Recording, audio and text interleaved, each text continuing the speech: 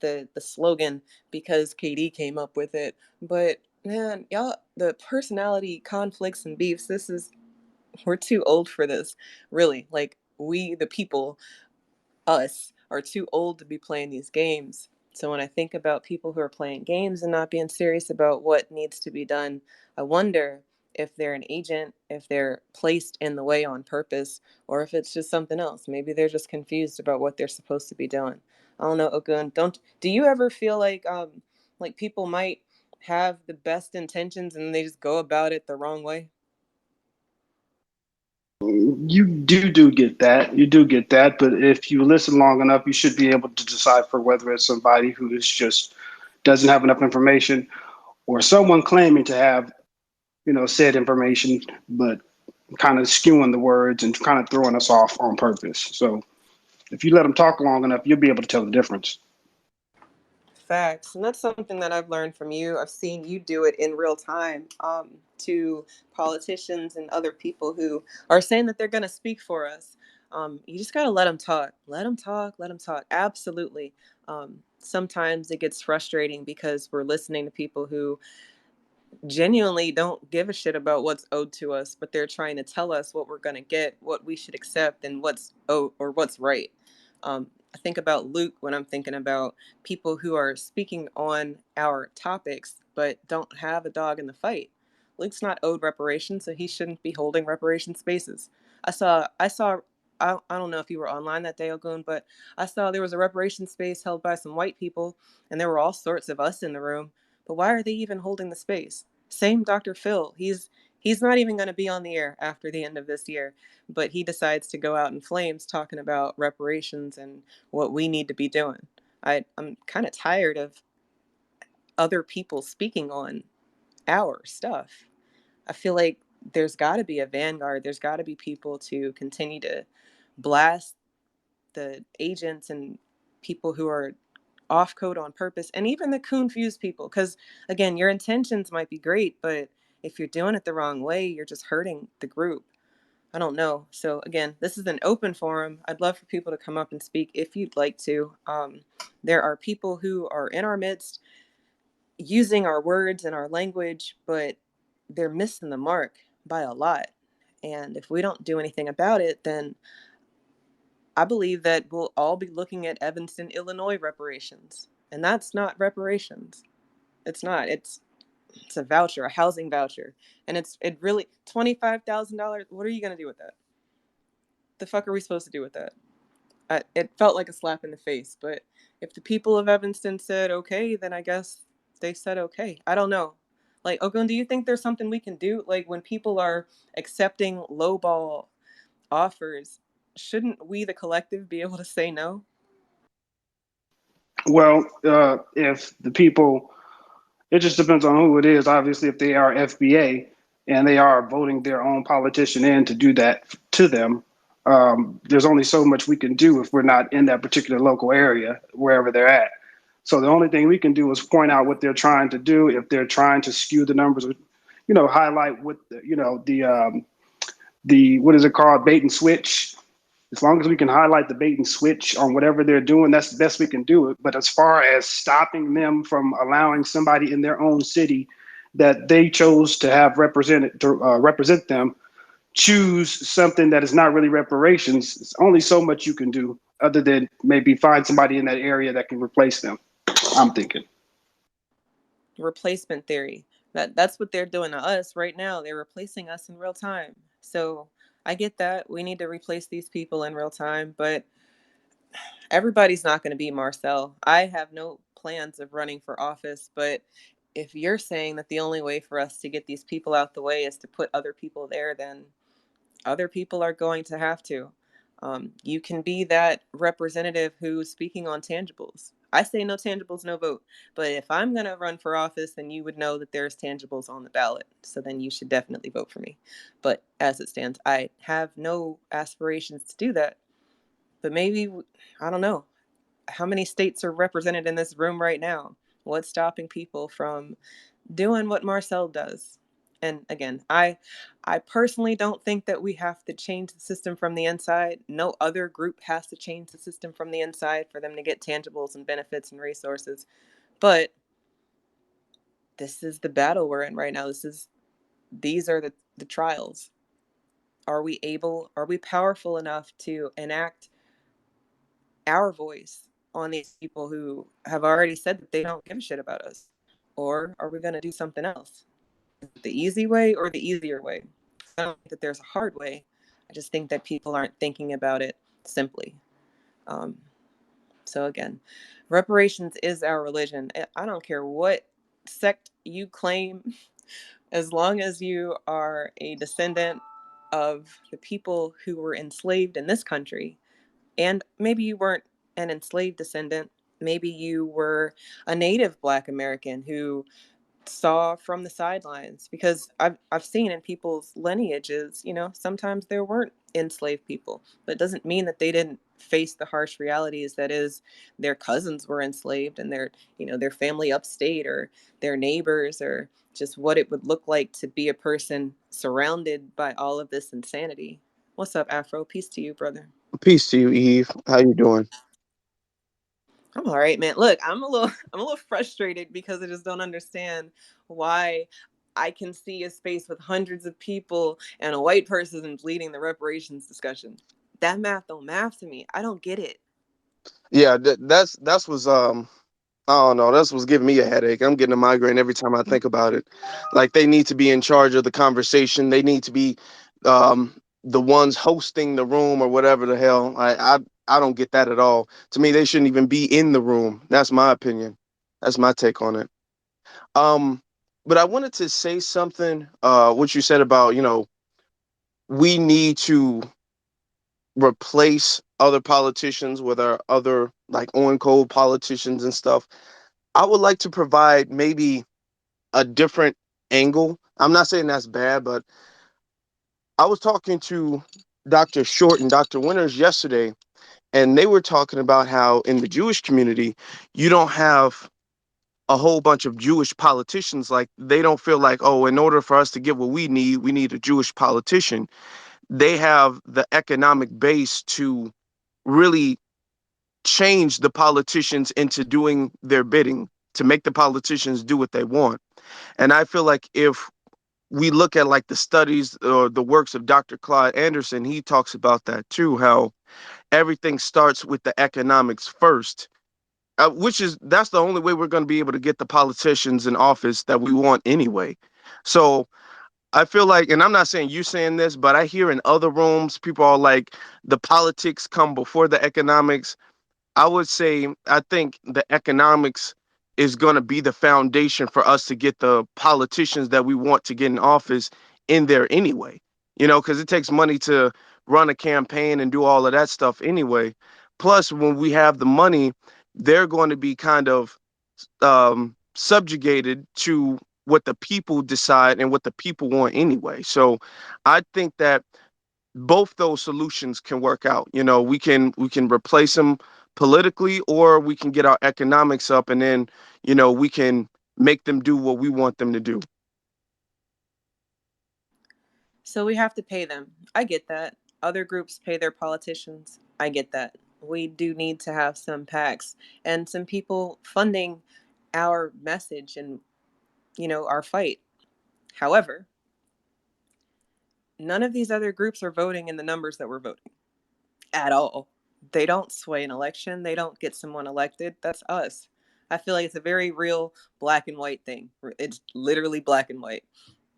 We can help them or we can hinder them. From there, since our vote is so powerful, it seems to cost so much. That should be enough, at least to me. I think that that should be enough. But as it stands, we've got people over here who are doing the most to make sure that we're not paid, we're not given what's owed to us, and that we're erased in real time. The replacement theory that white people keep saying has nothing to do with them and everything to do with us. Um, but maybe we can start replacing some people. So that's just a thought. I'm not sure. I'm spitballing ideas with you guys right now in real time. So I'm open to suggestions. But at the end of the day, we need to be in control of every conversation that's got reparations in it. And if it's not us, we need to disrupt those conversations. Sonny, we had this conversation the other day about, is bad publicity good publicity, publicity about it all, propaganda, and the like.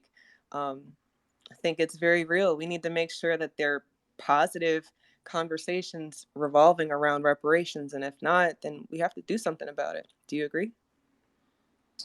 Yeah, I definitely agree. A peace to all the family in the space. Um, I agree wholeheartedly. The reparations movement is definitely under attack from all angles. Um, and I don't think we understand the magnitude of really what's going on. Um, it's a Pan Africanist conference going on right now as we speak. It started yesterday. It's like a 5-day conference. I don't Marcus Garvey Jr. I don't even know if y'all knew that it was a Marcus Garvey Jr., but he is. He like in his 90s. It's led by him, a few other people who are deliberately trying to sabotage the reparations movement up there in the Baltimore, D.C. area, trying to make reparations race based, all black, quote unquote. Y'all know that I hate calling immigrants black because they're culturally they're not black, but just for the sake of this conversation, they're trying to make reparations a whole race based thing. If you look around the country at all these reparations task force that are popping up, whether it be Boston, Baltimore, Detroit, Phoenix, Arizona, Chicago, even the things that are happening in California, it's infiltrated. It's infiltrated, and it's people. We know of the people in these Twitter spaces that are speaking, but it's just not enough. It's 2 or 3 people that we know that's on code, that's going to speak at these spaces and make sure that the language is airtight. And then after they're done, after the 2 or 3 people, you have a barrage of people who are speaking and are trying to include in their claim. More white people are talking about it. The reparations conversation is getting more mainstream media attention. I just put it up in the jumbotron. Dr. Phil, he had his show episode on reparations. And Dr. Phil, like, he feels like we shouldn't get reparations. He specifically said we're going to blow our money buying a whole bunch of dumb stuff. So the conversation. Sonny, I'm sorry, real quick. Can I just address that? Us spending money on dumb shit stimulates the economy. I hate when people use that excuse like it's not gonna help people for a lot of black people to blow their money. Like they really give a shit about how we're spending our money. Because if we weren't spending our money on dumb shit, we would be spending it on not dumb shit. But they don't want to say, I know that you're going to make a school. I know that you're going to make a hospital. I know that you're going to get these people out of jail because you're going to have the funds to put people through law school. Like they don't want to address that. And I hate it when black people, they victimize themselves by saying, yeah, we don't know what we're going to do. And they listen to Dr. Phil because of Oprah. Fuck both of them. I'm sorry. Go ahead. Yeah, and I agree with that as well. But these movements have $1 million backings. We already know that the MacArthur Foundation has and the Kellogg Foundation and a lot of these organizations have put millions of dollars of behind these groups. So as far as like the grassroots movement, we're facing an uphill battle. It's only regardless, and this is the funny thing, regardless of the hashtag, everybody pretty much has common core interests and we agree on certain things, whether that be delineation. We damn sure agree on reparations because I need my bag, I need my check. And it's still 40, 50 million plus people. When I walk down the street, and I'm talking and engaging with people, they don't know about nothing. They don't know about reparations. They don't know that it's a task force in their own backyard, that meetings. Listen, the Detroit Reparations Task Force hearing had 17 people that showed up. That was it. That, you know what I'm saying? So and even when we watching the California reparations task, it's mad empty seats at these reparations task force. They empty as hell. Um, and as you can slowly start to see like the trick bag and the finagle of how reparations is slowly starting to sleep through the cracks, and it's starting to get bombarded, um, especially with this whole Pan African we are flat blackness ideology. And more white people are starting to show up at these reparations task force and voice they claim and how they feel about all this. So reparations has to be the main force and the main topic of the conversation on a grassroots level. I work down here in Orlando, Florida. Everybody know I got I have my own recording studio in Orlando, Florida, downtown. I don't live too far from where I work at. I live only a few blocks, so I pretty much just walk to work. Every time that I walk to work, I walk past at least 10 to 20 Black Americans sleeping outside on the sidewalk. Black American families with their kids, husbands and wives with blankets, cardboard, and things like that. I'm not even gonna hold you. Like the past few days, this shit's been ramping up. It's starting to become more and more people that are homeless, sleeping outside. Black Americans, that's us. And reparations has to be the main driving point and the main. I think you broke up, brother. Did You he hear break me? up to you, Eve? I can still hear Sonny. Reparations has to be the main Oh, talking that's sweet. point and the main focus. I'm gonna let my plane right here, Ogun. It has to be the main talking point and the main focus of all of us. So yeah, it has to be a religion at this point. We got to talk about it. It has to be more spaces about it. We got to talk about what's going on with this Pan African group and more Pan African groups, Narcan and Cobra, etc., that are showing up and that are getting funded and that are trying to railroad reparations as we speak right now. I'll land my plane right there. Facts. Much respect. Thank you, Sonny, for speaking on that. Go ahead, Afro. Okay, I'm gonna be brief because I have to go. So I know we have other people and they want to get a chance to speak. I'm gonna say this as far as what you said about the Dr. Phil episode. This is not Dr. Phil. I don't know if people know too much about him, but this is not Dr. Phil's first time in displaying anti-black racism. Dr. Phil has on multiple occasions displayed anti-black racism before on his show. And what I'm starting to see a lot of people do in the mainstream media, especially white people, is they have a platform and then they have two different parties, one advocating for reparations and against it, and they act as if they're neutral, like Dr. Phil was acting. I saw the whole episode. I saw the whole entire thing. It was almost an hour. And he acts as if he's neutral, but you see moments where he leans towards the anti-reparation side. So that's what a lot of these mainstream big funded platforms are doing. They'll have two parties on, act neutral, and then lean towards the anti-reparation side, uh, based off of certain comments he was making.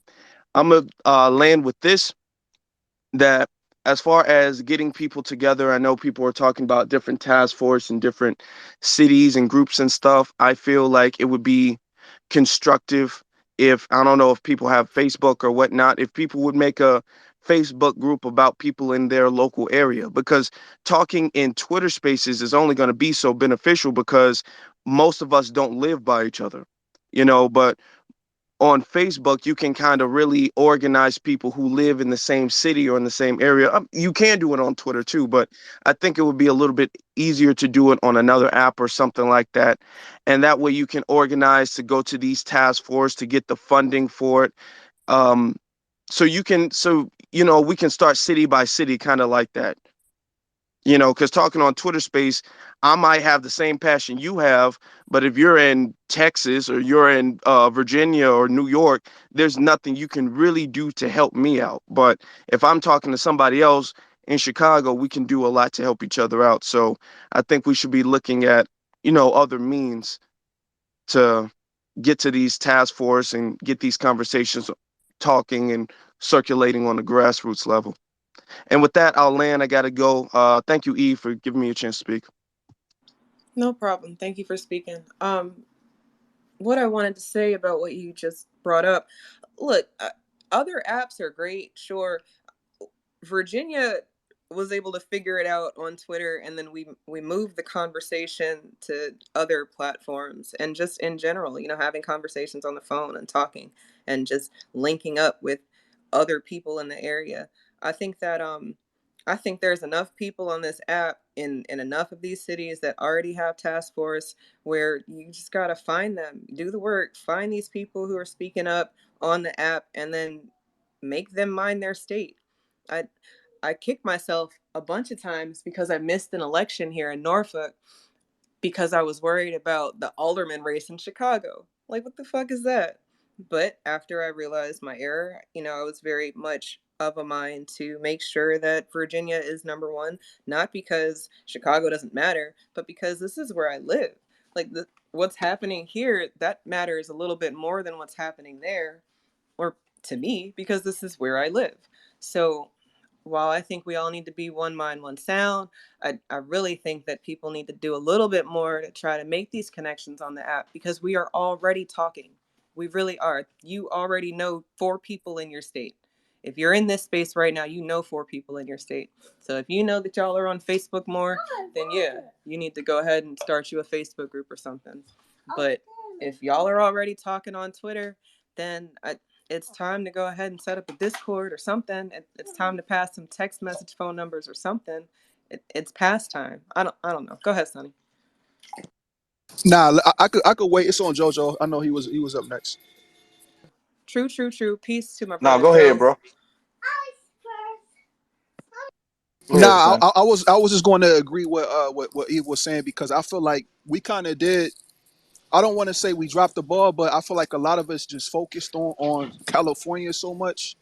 Um, and that's good. I feel like that we should definitely, because as a lineage and as a group, as a collective, we should all look out, for our best interests, as far as a lineage goes and reparations. But to the point, I feel like it's certain things that's going on, and it may not be us in these spaces in the space right now, but it's literally like a reparations. It's people rolling the dice and gambling on California, and you got your own shit in your backyard, and nobody, you're not really paying attention to that, and I feel like we could even do an adoptive state where you focus on your state, but you can adopt a city or a state, and you could call in, because if you're not flexible to fly out there, just call in and say what you need to say. Make sure that the language is airtight. You represent lineage-based reparations, and that's it.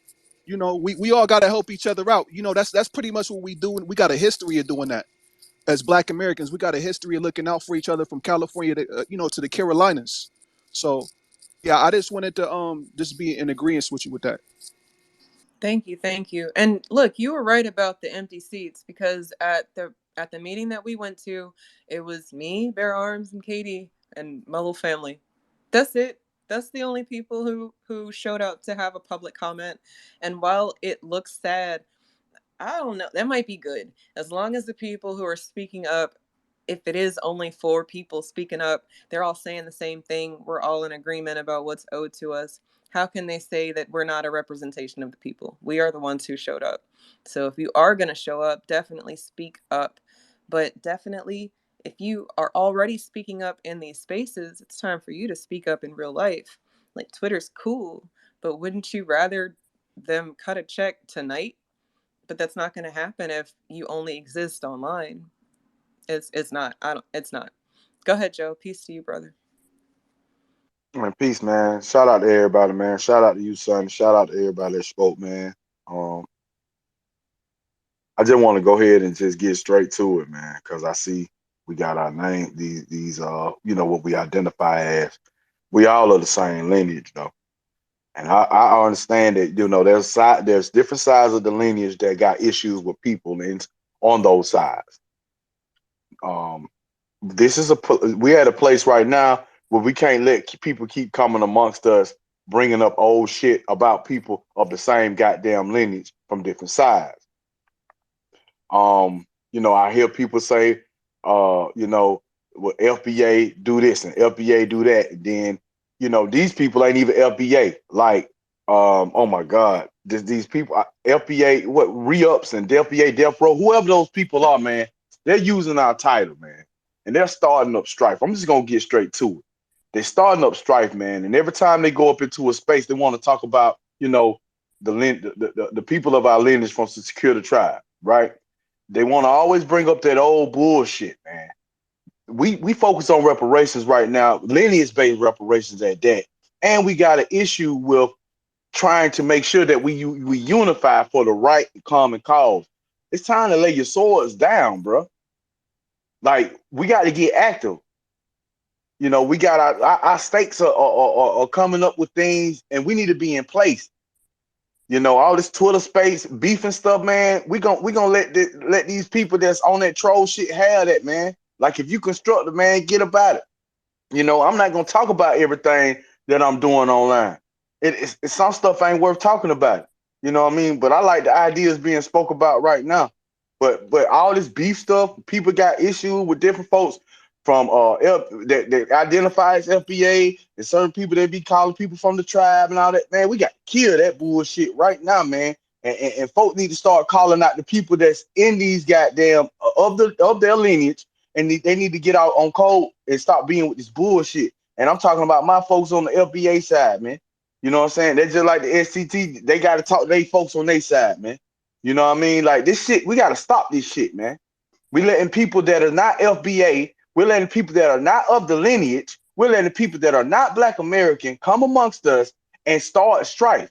The first thing they do is they try to throw an attack in our FBA space or something, and they be like a Freedman or whoever, because we already proved who these people are, and it get deep, man. That rabbit hole deep, man. If you don't know what's going on, and if you ain't seen what's been going on and how everything has been kind of like exposed and co-opted over time, because a lot of you have made friends with a lot of these Freedmen people.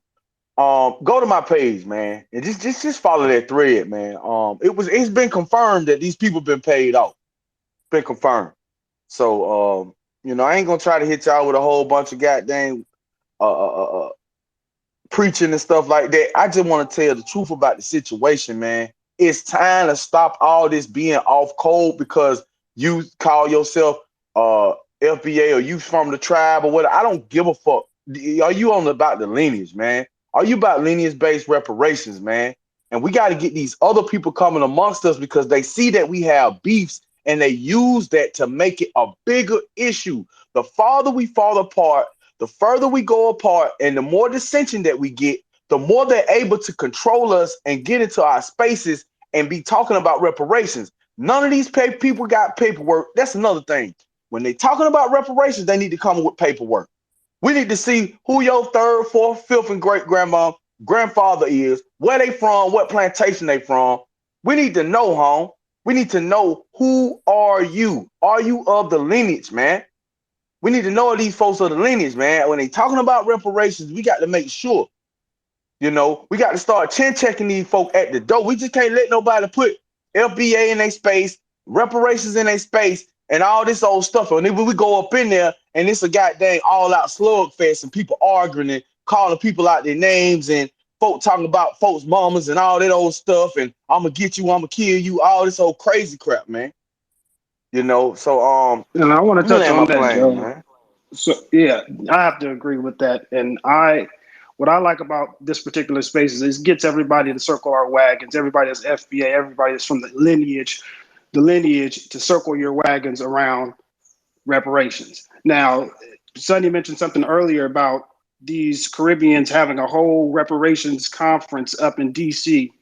Many of us didn't even know about that because maybe people were bickering in spaces or whatever the case may be. But if you read the fine print on the website that they have advertised for this, whatever it is about reparations, the theme of that year's conference is Global Africans Rising. And then it says empowerment, reparations, and healing. And what I wanted to highlight is who these people are and why they're doing it. So they said that this will feature a tribute to the great Pan-African revolutionary Maurice Bishop, the late Prime Minister of the People's Revolutionary Government of Grenada. And the tribute will be presented by the current Grenadian Prime Minister, Daikon Mitchell. So they just all over the place. It's interesting that they hate on us so bad. They come with the tether babble. They come with every reason why we shouldn't get reparations until they feel like they found a way in for themselves. And now they're all over here in our country demanding some kind of reparations, trying to jump and leapfrog us, and we ain't letting it happen. That's why I'm for disrupting all kind of meetings. So I gave Sheila Jackson that work when I disrupted the meeting that she was calling, and I asked about reparations and whatnot. She left and ran out the door and everything. But I think that that's this kind of stuff that we need to do as far as in DC. When you see these Caribbean leaders pulling up wherever they at, wherever they're holding it at, we got to get on that mic. We have to get on that mic and let them have it. And every time, because they have no say in what we have going on. And the minute they try to control or change the narrative, they got to be checked at the door. And so I'm loving the space about circling our wagons, about centering it on lineage-based reparations and nothing else, not letting it slide to the left or to the right, is staying right centered with us. So yes, we're watching these DC folks and we're seeing who's doing it, and we're naming names who's involved in it. So yeah, we're watching their ass, but it would be better if somebody was there to disrupt it, get on the mic, and let them have it like a savage. Facts. How dare you come in somebody else's country and demand anything? Like, where they do that at? But clearly they used to do that here. I'm glad that we've made it a point and an effort to say that enough is enough. Y'all can't piss on us and keep telling us it's rain. Can't shit in our Cheerios and tell us it's breakfast. So absolutely, we are circling our wagons. We are delineating. That's the word of last year, and exposing the agents around us is definitely work that needs to continue to be done. So shout out to everybody who does the work. Shout out to people who mind their state and show up. But maybe you needed a push. Maybe this space right here is a push that you needed to speak up in real time. I think it's KD next, Ogun. I'm not sure. KD, I think you came up next. Go ahead. Peace to you, sis. Hey, sir. Thanks for allowing me to speak. You're talking about folks needing to push. Well, let me go ahead and use these little hands and just go ahead and put all the force behind that push and knock your ass clean across that cliff. Look, from what I've been able to observe, folks know what's going on. Folks know exactly what's going on. They're choosing to ignore it, and they're choosing to put their attention on somewhere that don't have nothing to do with them. This is why I am going so hard behind my hashtag Mind Your State, because we absolutely need to do that. You can't depend on nobody else to carry out your task for you and expect them to get it right, to do it right, and have the language right. It makes absolutely no sense for the same 3 or 4 people to be showing up in their states when people are clearly in these states, when they can get with these folks and figure out what's going on. Not only that, it's quite a few of us who have been putting out little bulletins on the timeline over the past, I don't know how many months, about what's going on in this state and what's going on in that state. There's quite a few of us who have been, emailing each other about what's going on in certain states, about the actual language of the little committee boards, task force, whatever you want to call it, in their states. And the information, I know the information has been circulating. It's just people choosing to ignore the information that's been circulating. And I'm going to say this too. These folks that's calling themselves part of the Black media need to be doing their job as well. And if you're in here and you're part of the Black media, I'm talking to you. Yes, I am. You absolutely need to be doing your part as far as the advertising is concerned, with putting the information out there so that people can know. You need to be utilizing your channel and letting people know about what's going on in this state, what's going on in that state. Also, if there's something that's going on in your particular state, you need to be out there with your camera or whatever media devices that you utilize to make sure that you are covering these different boards, committees, chairs, or whatever the case may be. I know Detroit just had a hearing, what was it, last week or earlier this week. There's a couple of y'all that's from Michigan that didn't show up to that. There's a couple of y'all that's from Detroit that didn't show up to that. I know that what's going on in Baltimore, it can't just be Brother Maroon and Sister Giselle showing up for that.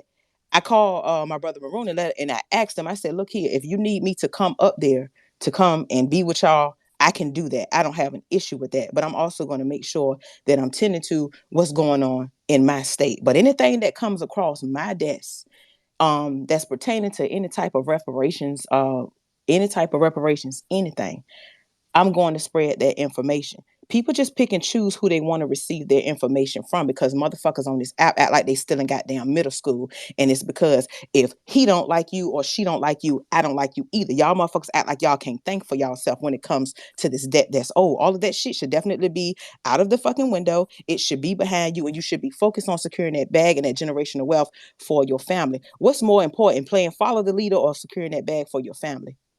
I say the bag. I would definitely elect to say that the bag is more important. There are far too many of y'all, and yes, I'm saying y'all, there are far too many of y'all that are lazy as fuck. You don't want to do no goddamn work. You want everybody else to do the damn work for you, and then you want to critique the work that they're doing or they're not doing when you just sitting at home on your ass and you ain't moving that one goddamn muscle. It don't work like that, because if the ball gets dropped, it's definitely going to be our fault, because we're not the ones that's out there gatekeeping the way we should, and we're not the ones that's out there making sure that the language is right and making sure that the people who are supposed to be representing these different boards, hearing, task force chairs, whatever, however they want to call it, we're not monitoring that the way we should. Another thing, there's quite a few of y'all cities who have mayors that are on or are a part of different umbrella groups of so-called reparations, if that's what you want to call it. Y'all need to be getting out there, going to y'all city council meetings also, and pressing these damn mayors that are a part of these different umbrella reparations corporations too. You get 5 minutes uninterrupted as a non-agenda speaker to say whatever it is you need to say to them about it. And if it's not there, you get 5 minutes uninterrupted to get them to add it to it. It's that simple. It is that simple. This is not hard. Y'all making it hard because you don't want to do nothing at all. Twitter is only part of the conversation. You actually got to get outside and get mobile and show up when you're supposed to. Because if nobody's showing up, that gives them the right and the authority to critique and moderate whatever type of reparations that they're throwing out. They have the upper hand in everything. You know why? Because ain't nobody out there pushing back and telling them, no, this ain't right. This ain't supposed to be right. I don't like this. These people are not, these people don't qualify. This should be lineage based. This should be this. We want cash payments, et cetera, et cetera. That's what y'all there for. Y'all are supposed to be out there doing it. So go ahead and get to it. Y'all need to go ahead and get to it, man. Your state, let the natives of California take care of what they need to take care of in California, and wherever you at, you need to be out there trying to figure out what's going on. Because like I said, if the ball get dropped, ain't no need for you to complain about it if you won't outside doing nothing about it. Facts. And Katie, I have respect for you because you do mind your state. We are in the same state and we speak up together.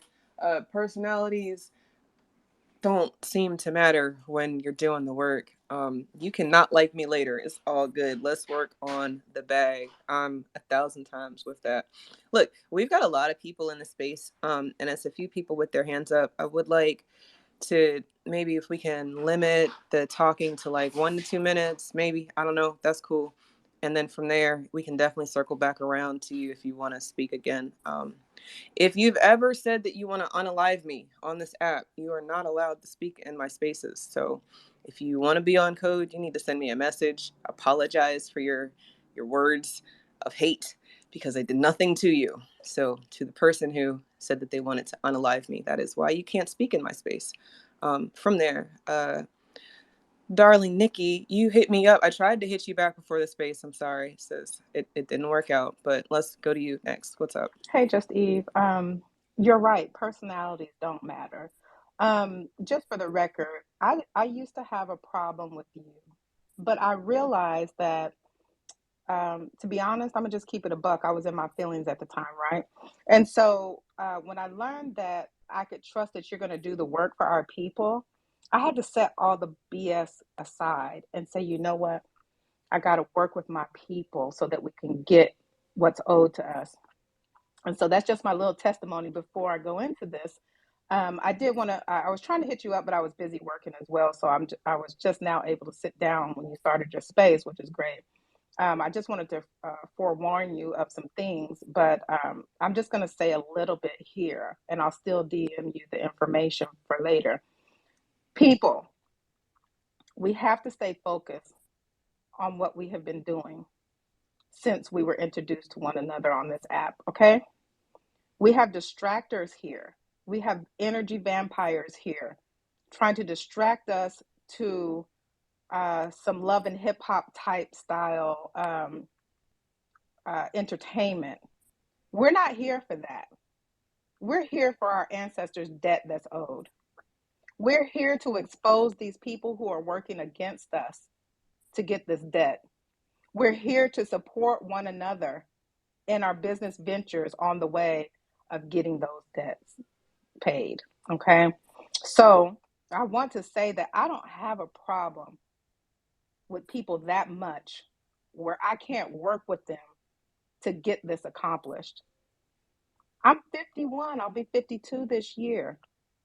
I don't want to leave this earth and the rest of my lineage is not left here with their reparations. So stay focused. Do not let these people bait you into their spaces and waste your time and your energy where it should be put on reparations.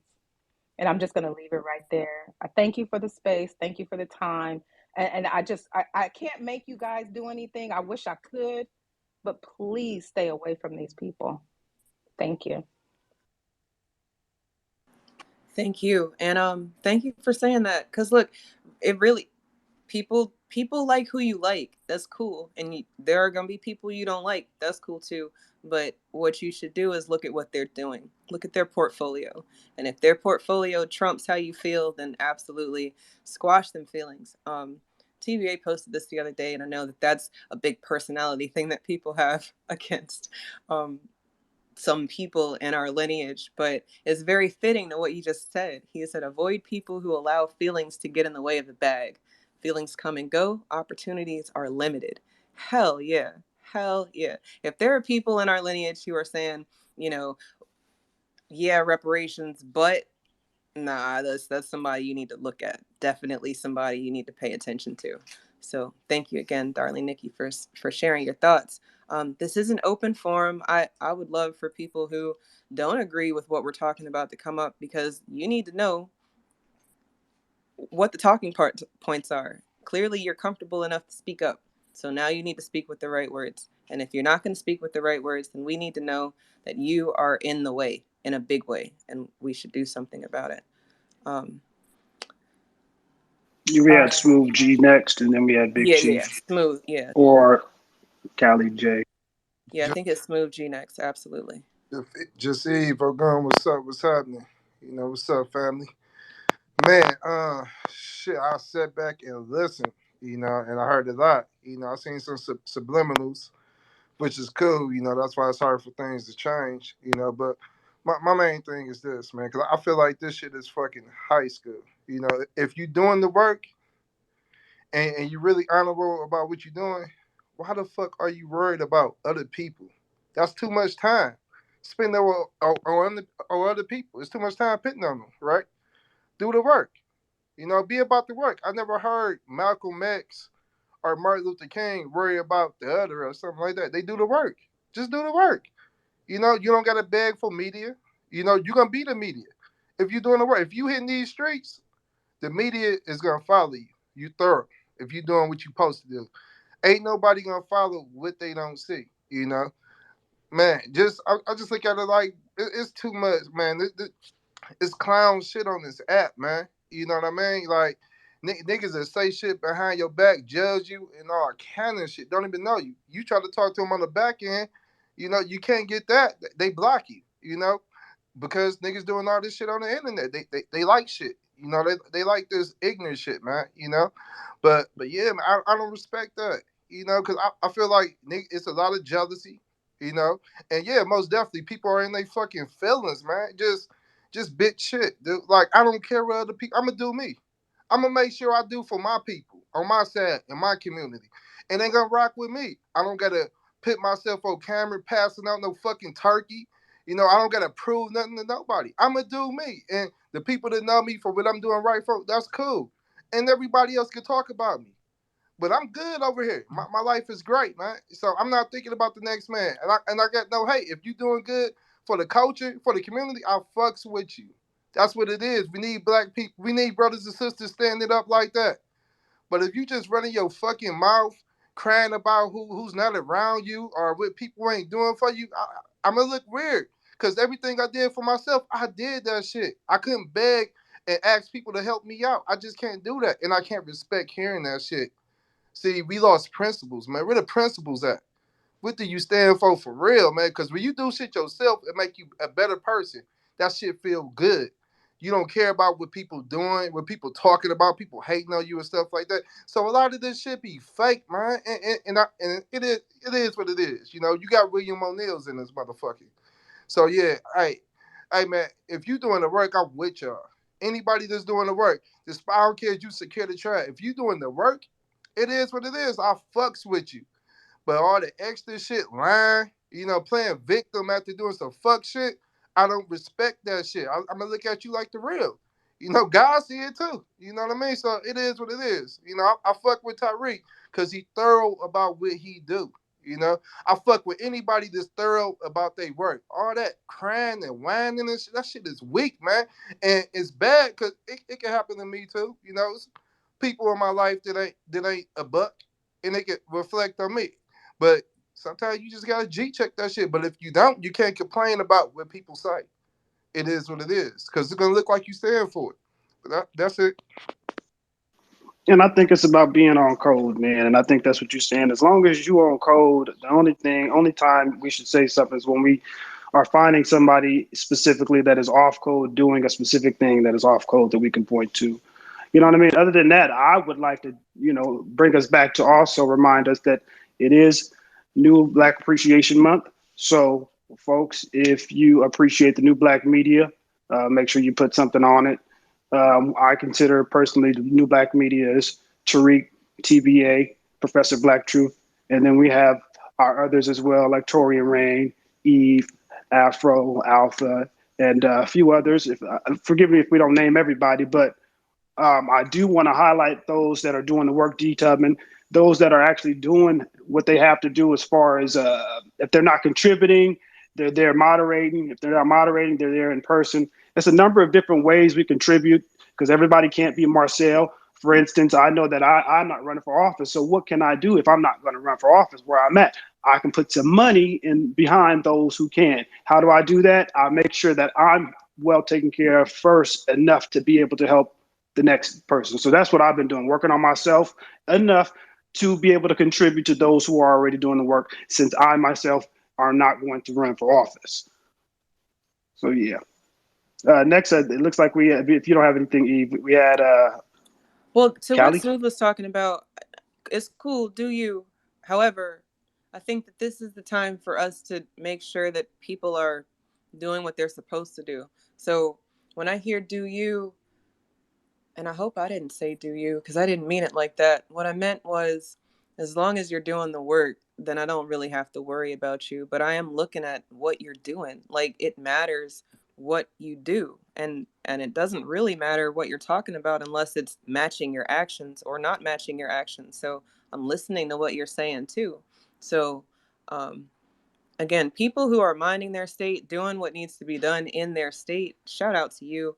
And if you're not, and you're in a state that has some actionable things that you can be doing, then you need to do that. And if you need help, then send a message, send a DM, whatever. We'll figure it out. But the time is now for us to be in these spaces. I'm talking about in the reparations task force meetings, calling up when they have public comment, making comments. The OMB comments are still open for the next 8 days. So people need to be making sure that our voice is heard in the right way multiple times. They're going to ask us what we want. I'm sorry, they're not going to ask us what we want. They're going to tell us we're going to give you this, and we have to say no until it comes to they say, all right, we're going to cut the check. All right, well, now let's talk numbers. And that's where we are. I mean, in California, that's literally where we are. But you got people who are worried about everything else, personality beefs and stuff like that. When if you're all about the same debt, then let's beef later. That's what white people do. They beef later. I think we can take a page out of their book and apply that to what we're doing here in these spaces. So that's all I wanted to add on what Smooth had said. But just say you could do a What's up? million things. You could do a million things. There's some people that's just always gonna have something to say about you. That's And all. that's true, Smooth. You're right. And you just gonna have to let them talk. Let them talk. That's what we started with. I don't know if you was in the room at the beginning, but you gotta let people talk. And if the maths, then you'll see. And that's on both sides. So I hear you. It gets discouraging, sure, but if you're not doing what they're talking about, then don't worry about it. Well, no, not don't worry about it. You need to show what you've done. If you have a portfolio and you've done what you've done, then keep it moving, because you know that person is not on your side, and that's cool. They don't have to be on your side as long as they're about what's owed to us, because it means that they're not going to get in the way of you doing the work.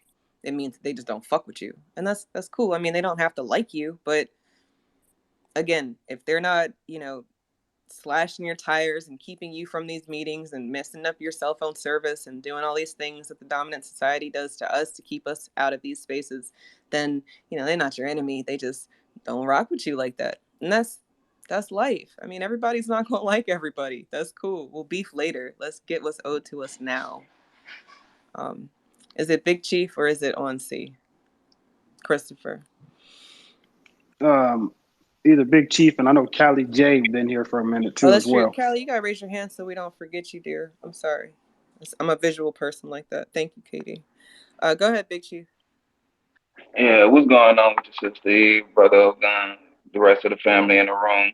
You know what I'm saying? I agree with this topic as far as reparations is our religion, and it should be on all accounts, no matter what hashtag people want to rep on here, what acronyms they want to identify by. If you got Black American, Negro, colored, mulatto, black on any paperwork that you found doing your genealogy, then I rocks with you. As far as the ones on here that's spreading all this division, want to call people pretendians and just want to disparage people just because they don't agree with them, you know what I'm saying? Like you had said, Steve, we may not all agree on the same things, but as long as we're moving together as a unit should be the ultimate goal.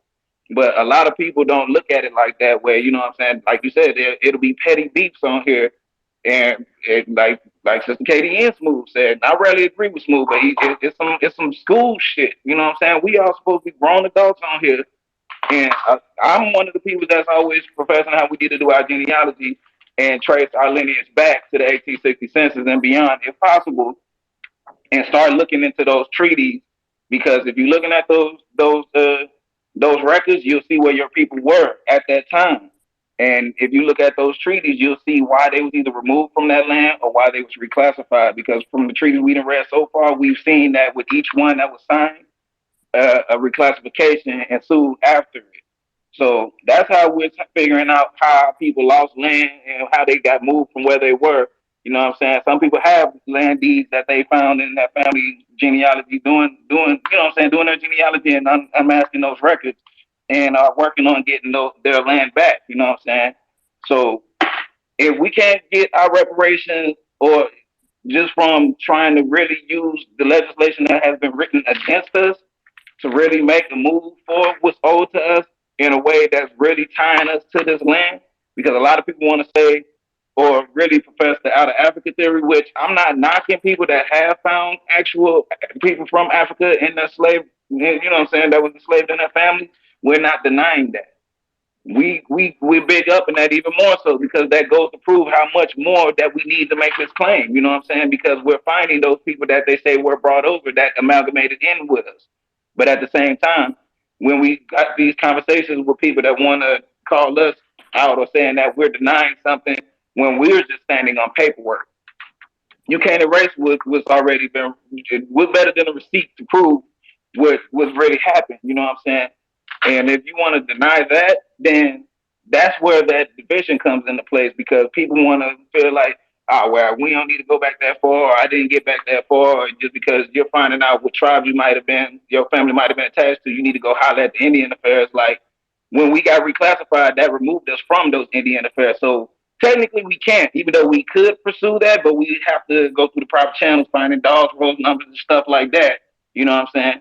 But at the same time, we're fighting for what's owed to us, which is the first word in this title. of the space, reparations. You know what I'm saying? The reparative justice that's owed to us Black Americans, that's owed to our ancestors, is an inheritance because it's unpaid wages that needs to be, you know what I'm saying? That debt needs to be solidified. They need to go ahead and handle that. But at the same time, I'm seeing how our money is steadily being shipped out of the country, which is one of the reasons why I'm figuring that our dollar value is going down. Because I'm looking at it like from an economic standpoint, like when you're saturating the market, it makes the need of it go down or the value of it depreciate, which is why our dollar is steadily decreasing, and we're seeing these organizations like BRICS and stuff come about and how they're pulling away from the U.S. dollar, which it wouldn't really hurt us because Hey, we Big are. Chief, let me tell you this. Give me that depreciation dollar. Whatever is depreciating, I ain't worried about that right Bro, now. Cut my check. I'm not there. I'll give it We can to. talk about that later. We can talk about the depreciate, but we're gonna come back around to you so we can get around to everybody. I'm Stay up about to top if you land. want to I'm talk. about If you want to continue. All right, go ahead. Go ahead. All right, you got a few yeah, more I was just seconds. Go ahead. saying. Okay, well, yeah, just with the showing that they're trying to depreciate our dollar value is to further discourage us from wanting to get what's owed to us. But we know that we're going to keep that dollar circulating within this country. We're the only ones that don't practice remission. So we know that we're going to restore this economy back to its rightful place, and we're going to get our economy booming by starting all up. We're really uplifting our businesses because a lot of us are Black-owned business owners now. And once we get our reparations, that will really help set us into more of a business mindset because we'll have that equitable cushion to actually make things happen. So yeah, man, once we get what's owed to us, they gonna have to bow down. So because they know we know what to do with it, and fuck Dr. Phil with his old anti-black racist ass. You know what I'm saying? Because these people want to talk all this shit about us on these TVs and shit, and they ain't even fucking from here. You know what I'm saying? We're surrounded by immigrants that want to tell us what to do with our money while they're sending money out of this country. Now land. Much respect. Yeah, Let's go to facts. and shout out to you, Beat Zilla. Thanks for coming up to say a word. I want to get around to white hand real quick, Callie. I noticed you got the white hand. Did you do that on Kelly. purpose, or what's going on with the white hand? No, Nah, I don't know. I don't know she's how to just change it. emoji based. I don't know how to change it. All right, what's on your mind? Yeah, so I just wanted to say that we need to put pressure on these shrill nonprofit organizations that are trying to assert themselves as the grassroots, but they are funded by these white corporations. You know, like finding out that Liberation Ventures, that George Soros was behind that with the MacArthur Foundation and Rockefeller. So I find it incredibly disturbing that NAASD told us for the last 2 years that they are grassroots, and that's coming out that they are not. They're actually white funded. And it's important to know that whoever funds you controls you. So that is a major red flag. Also, this is the same organization that wrote the legislation that just reclassified us back to African American in the California reparations bill. After thousands of us told them that we don't want to be called African American since 2018. Since this delineation movement has been started, we've been wanting a new identifier that is not a misnomer. So these were the same people that were initially fighting for an ADOS classification. Many of these people, then they became freemen. So what happened since 2019? And we got the receipts of some of them literally saying on record that they don't want to be called African American. So it makes me wonder what caused this mission drift. Was it after this funding of Liberation Ventures that caused these people to have a sudden epiphany that want to stay African American against the will of many Black Americans? I also want to shed light on the United States government issuing an executive order called PAC-8 that explicitly lists us as people as a strategy to get U.S. officials into sub-Saharan Africa. It literally says U.S. officials as a strategy to get into sub-Saharan Africa. If you read it, so I read this document, and it is disturbing. They label us African American, so this is another Trojan horse to ethnocide us. So I bring this up because this Liberation Ventures reparations funding is in bed with the government, and this obsession to label us African American is much deeper than we can imagine. So to me, it seems to be some sort of cover up because there were 3 slave trades in America. There was the Indian slave trade, the Pacific slave trade, and the transatlantic slave trade. I even found some documents of slave boats coming from South Asia with East Indian, dark skinned Dravidians coming to America in the 1700s in Virginia. They were also mixing with Black Americans, with taking us to Fiji Islands, bringing us back. I got some records from that, and the Hawaiian Islands. So I'll be releasing some research on this soon with the documents and newspapers from 1768 to 1774, showing the description of the runaway slaves with the distinctions between who was an Indian Negro, who was an East Indian Negro, and who was the African Negro. It's literally, when you look at the newspapers, they literally say this was an East Indian Negro. So this is important because this reparation claims on the federal level, it needs to start at American chattel slavery, not what they're trying to push. These people in California trying to push something from 5,000 miles away, when very few of us can prove that we came from a boat in Africa. I'm not saying that it never happened. I'm just saying we don't have any records to show that that is the boat that we came from versus the boat from Samoa, versus the boat from Fiji, versus the boat from East Asia. Like we have records of all of this stuff. So it's like, how can you just label us all African American? So the African American classification, and that PAC 8 executive order, for the U.S. officials to get into sub-Saharan Africa, is totally connected. But again, there is a concerted effort to infiltrate the grassroots by propping up these shrill organizations. They were sent to monitor and control the narrative. And I suspect that is, I'm going to say something pretty out there, but I suspect that is what a lot of this Freedmen stuff may be about. Now, I'm going to go on record saying that many Freedmen, I don't think a lot of them may be aware. Some of these people are young. I don't think they may be aware of what's going on, and they may be caught up in something above their pay grade. I know I was. For the last 2 years, I really didn't know like how deep this shit was. Well, So I don't want to get up. I don't want to get into disparaging those who, because there's I'm not people trying that to do that. classify I'm not trying to do themselves. that. It's not about Okay, disparaging you any do Freedmen. understand that some of the, some FBA or that don't, they may not use that term, but they use other terms and whatnot, Absolutely, which is called freedom. none of the terms should be disparaged, It's just because semantics, right? yeah, yes, I'm on record for 10 months, literally calling for the unity of all Black Americans under, regardless of what they identify as. So that's not the point to call out Freeman. I'm just saying that it seems to be it's tiered levels to the narratives that come out to American society. So this was not to disparage anyone.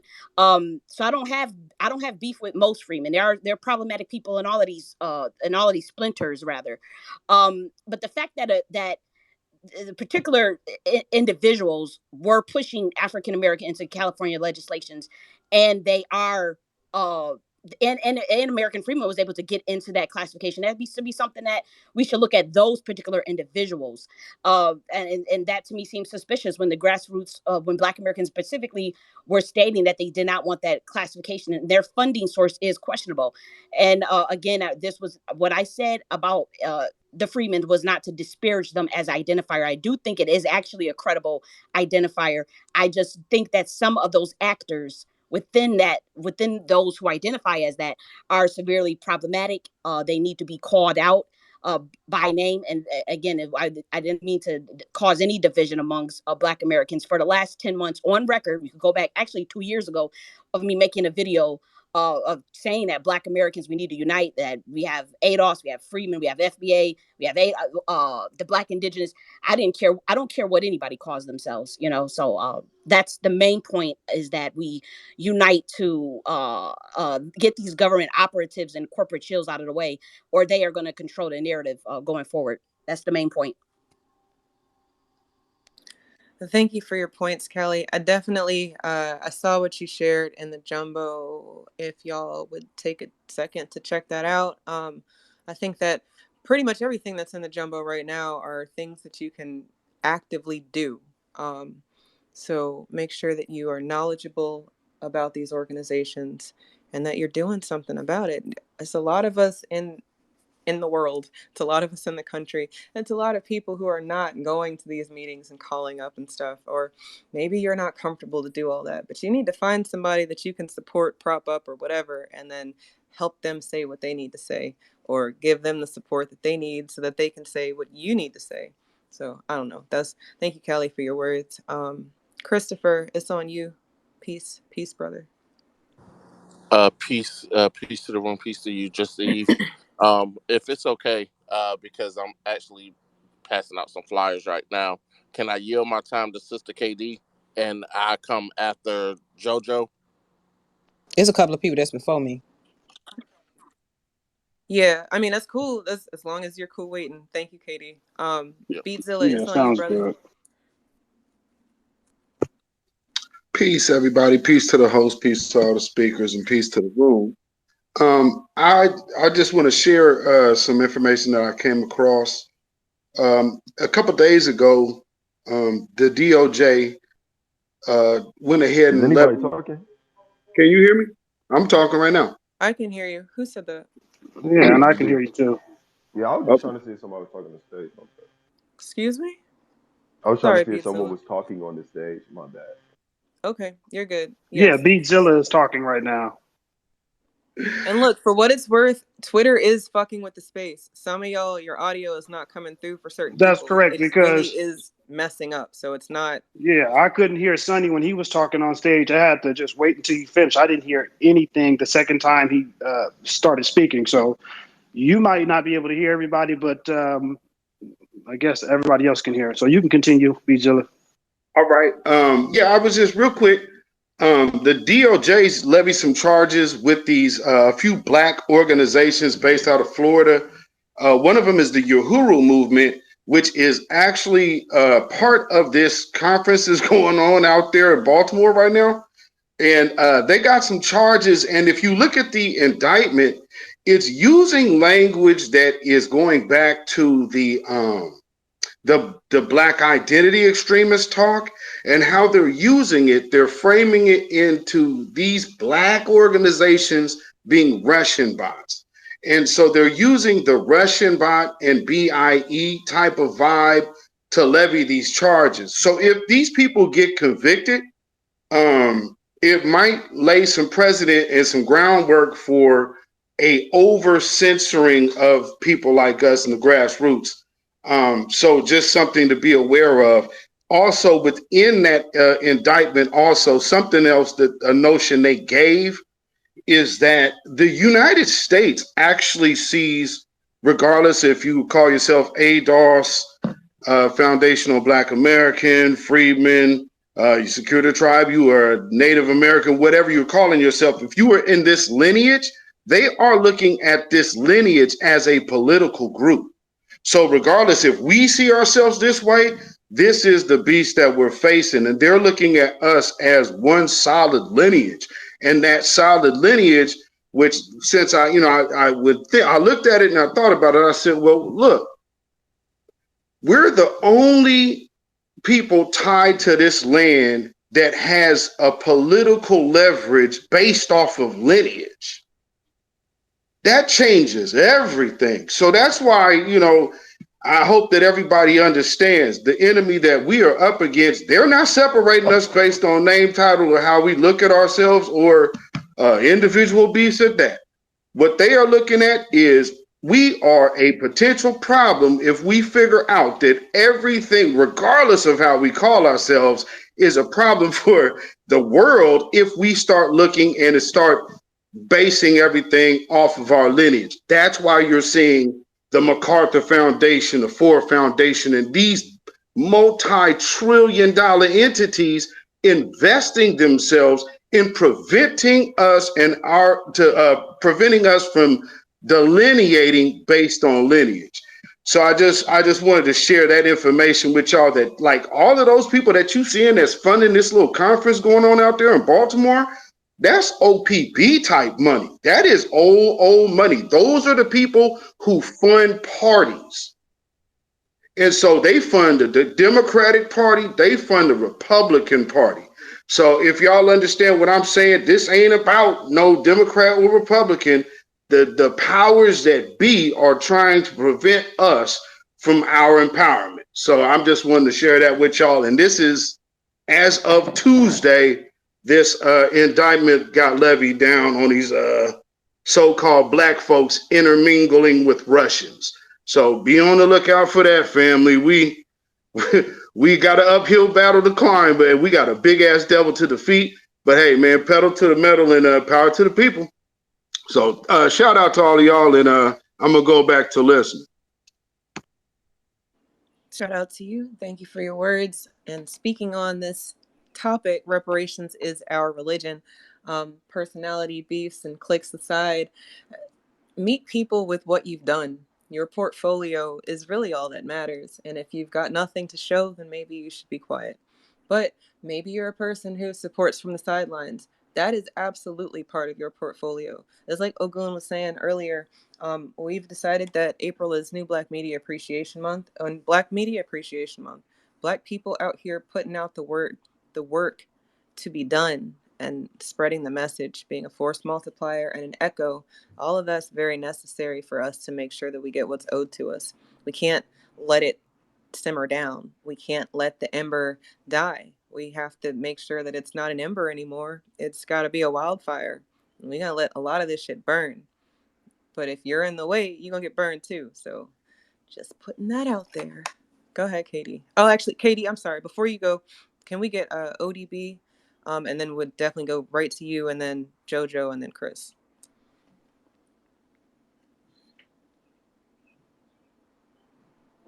ODB, are you there? Yeah, I'm here. My bad. I have my phone in my pocket. But so I wanted to just touch on the point what Callie said, because that's kind of when I jumped up here. I don't think it's problematic to call out people that are Africanizing our culture at this point. If you people don't get to the point and see that what the problem is with that and the amount of land patents that you're going to leave in your family, you know, then you really can't, like, even more than reparation, you're really not going to be able to stand on truth. You probably won't, like, you're not going to be able to push the agenda in the right type of way. You know what I mean? So that's the main thing I'll say. It's been started with the American Colonization Society, trying to bring us over to Liberia, or bringing us over from Liberia. Some of folks from Liberia. So it gets deeper than that. At this point, I feel like I done screamed, or a lot of people done screamed it from the mountaintops. At this point, the importance of actually like knowing your family's genealogy. You know what I mean? But that's the main thing. I don't think it's problematic to call out specifically the freedmen. You know what I mean? With a lot of the stuff they've been pulling, because they are the ones attached to these different groups. I think somebody said NASD and all of that. Those are all the specific groups that freedmen are attached to. So somebody has to say it unequivocally and stand on it for it to, you know, actually hold some weight. And if we do it as a collective, we could do it as a collective, or we could just all be separated, halfway know our genealogy. People get mad. We constantly have the conversation when we in spaces of people telling people to go to the reservation and get their money and be divisive, you know what I mean? Or we could move forward in a positive direction that includes reparations, because everybody understands that reparations is a debt owed, you know what I mean? And we'll have a full understanding of really what our genealogy is, the amount of power that's behind it, like economic power that's legit behind it, you know? So I'll just land there right there. I don't want to take up a bunch of time. I think as long as we just draw the difference between the organization, an organization, or a lineage, because people sometimes you hear ADOS, and depending on who's saying it, they're talking about lineage, or depending on who's saying it, they're talking about an organization. So That's why I don't even like these acronyms. Like, if you can't tell the difference between a group and a lineage, that might not be what you need to be rocking. Well, my thing is, even things like ADOS or even just descendants of slaves, because I'm definitely not about to call myself an African descendant of slaves, but even just descendants of slaves is not nothing. I look at that as problematic. That is not anything that was ever on the census report. Only things that people should only be calling themselves things that are from the census. Now, if you want to be a descendant of slaves for shits and giggles, bro, that's cool. But you was a mulatto, Negro. No, that's what it is. You can't change colored that. Or native on paperwork, huh? You saying what? You have a problem with people identifying as a descendant of the slaves? I mean, yeah, if you're gonna stand on that, like factually, because that was never on nobody's census report. You know what I mean? Okay, but it's still describing a people, though. It's describing a Negro. It's describing a mulatto. It's describing an Indian that probably ended up getting reclassified, like Native American that ended up getting reclassified. But yeah, you know what I mean? Like, that's cool. But then if you want to say descendants of slaves, like, cool, then we'll have the conversation about the Indian people that go over here and all of that. I know that those same people that did all of that, they were classified as Negro, mulatto, colored, and all of those. Let's continue. We don't want to get stuck on this. Yeah, let's continue. We'll go back around to you. If you want to go ahead and continue, stay up here. Let's go back to Katie. Okay. I Oh, my bad, y'all. Okay, so if reparations is the name of the game, and we talking about principles, then I think that telling folks not to worry about stuff, that to me is a poor excuse of motivation. With all the things that y'all just sat up here and said about all of these different things that's happening and all of these different organizations, and thank you, brother last one, for waking up that Uhuru situation. I saw you posted like about a couple of days ago. With all of these different organizations and all of these different people trying to crowbar their way into our lineage-based reparations claim, to tell somebody not to worry about it is a big ass red flag to me. I feel like we're not worried enough, and we're not worried enough, and it shows with all of this stuff that's going on around us. We definitely need to be worried about what's going on. They're telling us that by the year 2050, and probably because of what happened with COVID, it has sped up a little bit, that our wealth as far as our people is going to be zero. You have a duty and an obligation to get your ass out there and make sure that you are going after this debt that's owed to your ancestors. There is absolutely no excuse for that. No excuse. So to say that we shouldn't be worried, no, I'm looking at that. I'm side-eyeing that. We should absolutely be worried. We have a duty and an obligation to get this right, because I think that this is probably going to be our last chance at this. We cannot afford to drop the ball on this. A lot of y'all have kids, a lot of y'all have grandkids. You don't want them to be picking up the slack of what we should have done when it was our turn to do it.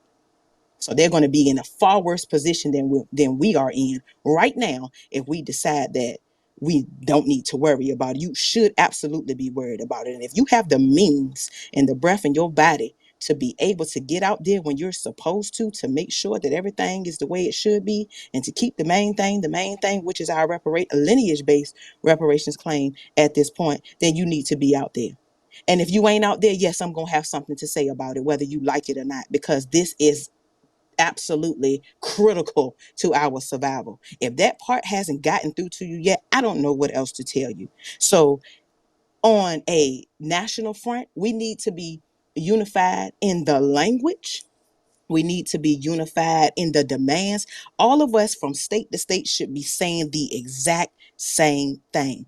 But it does not help when you have folks who are not out there like they should be, making sure that the same thing is being said across the board. If you need assistance with something for somebody that's already out there and this is going to be your first time getting out there, then you need to try to hit that person up, whether it be on the DM, whether you try to get on a Google Meets call, a Zoom call, whatever the case may be, and say, hey, I need help with my language, or how did y'all go about doing this, or how did y'all go about doing that? Or if you see something that's not right in where they're at, and it's probably like maybe one or two of them that's out there showing up, hit them up and be like, hey, do you need me to call in? Can I call in? Can I send an email? Can I do this? Can I do that? You can do that. We should definitely be worried. We should be really worried, because if you telling me that by 2050 or whatever the case may be, that our median net worth may be zero, those of us who have our own business and do pretty good for ourselves, we don't make up all 44 million of us. We don't speak for all of y'all. So if we're as a collective not doing good, then we're not doing good, whether we're doing good or not, if that makes any sense. So we should absolutely be worried about what's going on with our debt that's owed to our ancestors. We should also be tracing our lineage as well, because somebody said something earlier about finding, maybe some people probably came across maybe finding some land that might be owed to them or some other things, but you should definitely be doing that also. So on one hand, you need to be having your paperwork straight. And then on the other hand, you definitely need to be out here monitoring these goddamn people that are heading whatever task force, board, chair, committee that your state or your city is putting on. It's your duty it's your job.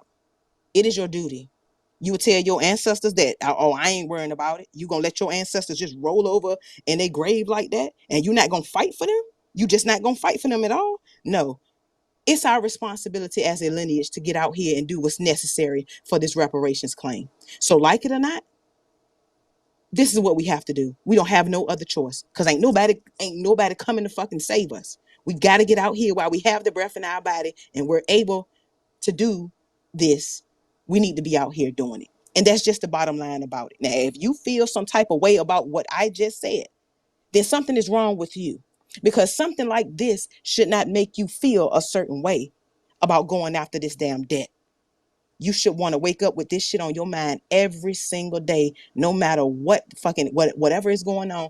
You should have this in the front of your mind every single day.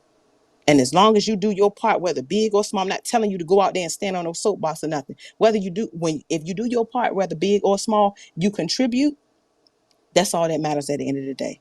But I'm worried about y'all, and I'm gonna go. Yes, I'm worried about y'all. I'm worried about what's going on in your state, because I'm worried about your kids. I'm worried about your grandkids. I'm worried about 5, 10, 15 years from now, what shit gonna look like for us. Yes, I'm worried about it. And I imagine if they are already doing it, you're not referring to Absolutely. them. Facts. And Katie is a driving somebody, let me tell you. She'll get there. If she says she going, she going. So that's really all I can use. I mean, again, personality beefs aside, and I'm not saying I have no beef with Katie. I'm talking about the rest of y'all in these rooms who don't like people and then say that you can't do the work because you don't like somebody. That's trash. Katie, you sounded just like me. I had a conversation with my son earlier today. I'm one of his teachers, and he was not doing his work. And he straight up, I asked him, I said, why aren't you working?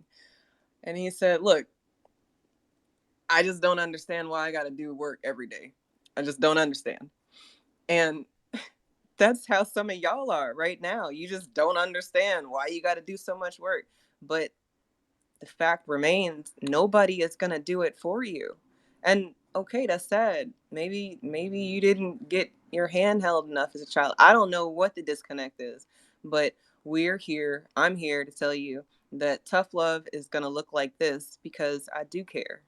I mean, I'm speaking for me right now, but Katie just spoke from her heart, and I agree with the sentiments of your babies matter to me more than what you're doing, because they're going to be the ones that have to take over, and I don't want to have to give them the fight. I want to give them the resources. I hate that we're dealing with this right now. I absolutely get very angry when I'm talking to elders and olders about why they dropped the ball. And then they say so comfortably, well, now it's your fight. Now you can do it. Bitch, please. Look, I'm sorry. Y'all should have definitely done something when it was time for you to do something. And now that we're doing something, y'all need to sit back in an advisory capacity and, advise. From there, we got boots on the ground. There are boots on lots of grounds, but we need to cover more ground. So mind your state for Sis, sure. one last thing, because I need to make this last part abundantly clear, and I'm gonna just shut up for the remainder of the space and listen to everybody else.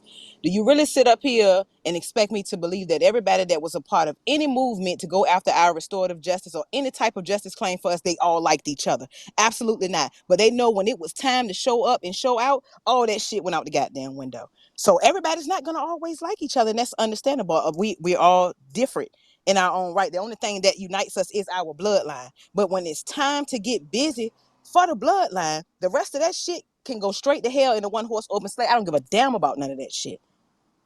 This shit is important.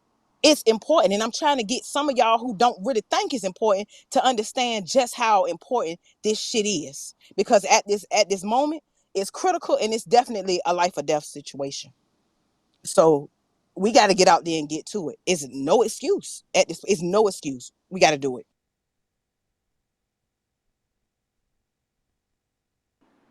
No excuses. At least you won't be able to use them around us and feel comfortable about it.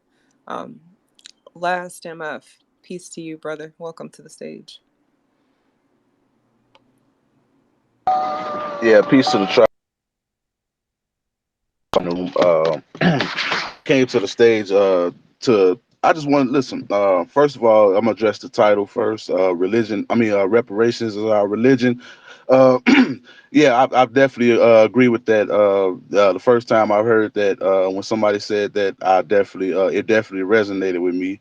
Reparations being, we practice this religiously. Going after what our just do is. So I definitely agree with that. I usually don't really go into spaces with a lot of the with all of the hashtags clashed up together because it's it's just it is what it is at this point. But we here, so I'm just gonna address some things. The Uhuru thing that I heard Beatzilla come up here and address. I just wanted to come up here and provide receipts for the Uhuru information. Not only the Uhuru, the Republic of New Africa, these Pan African extremist groups that have infiltrated Black American spaces all around.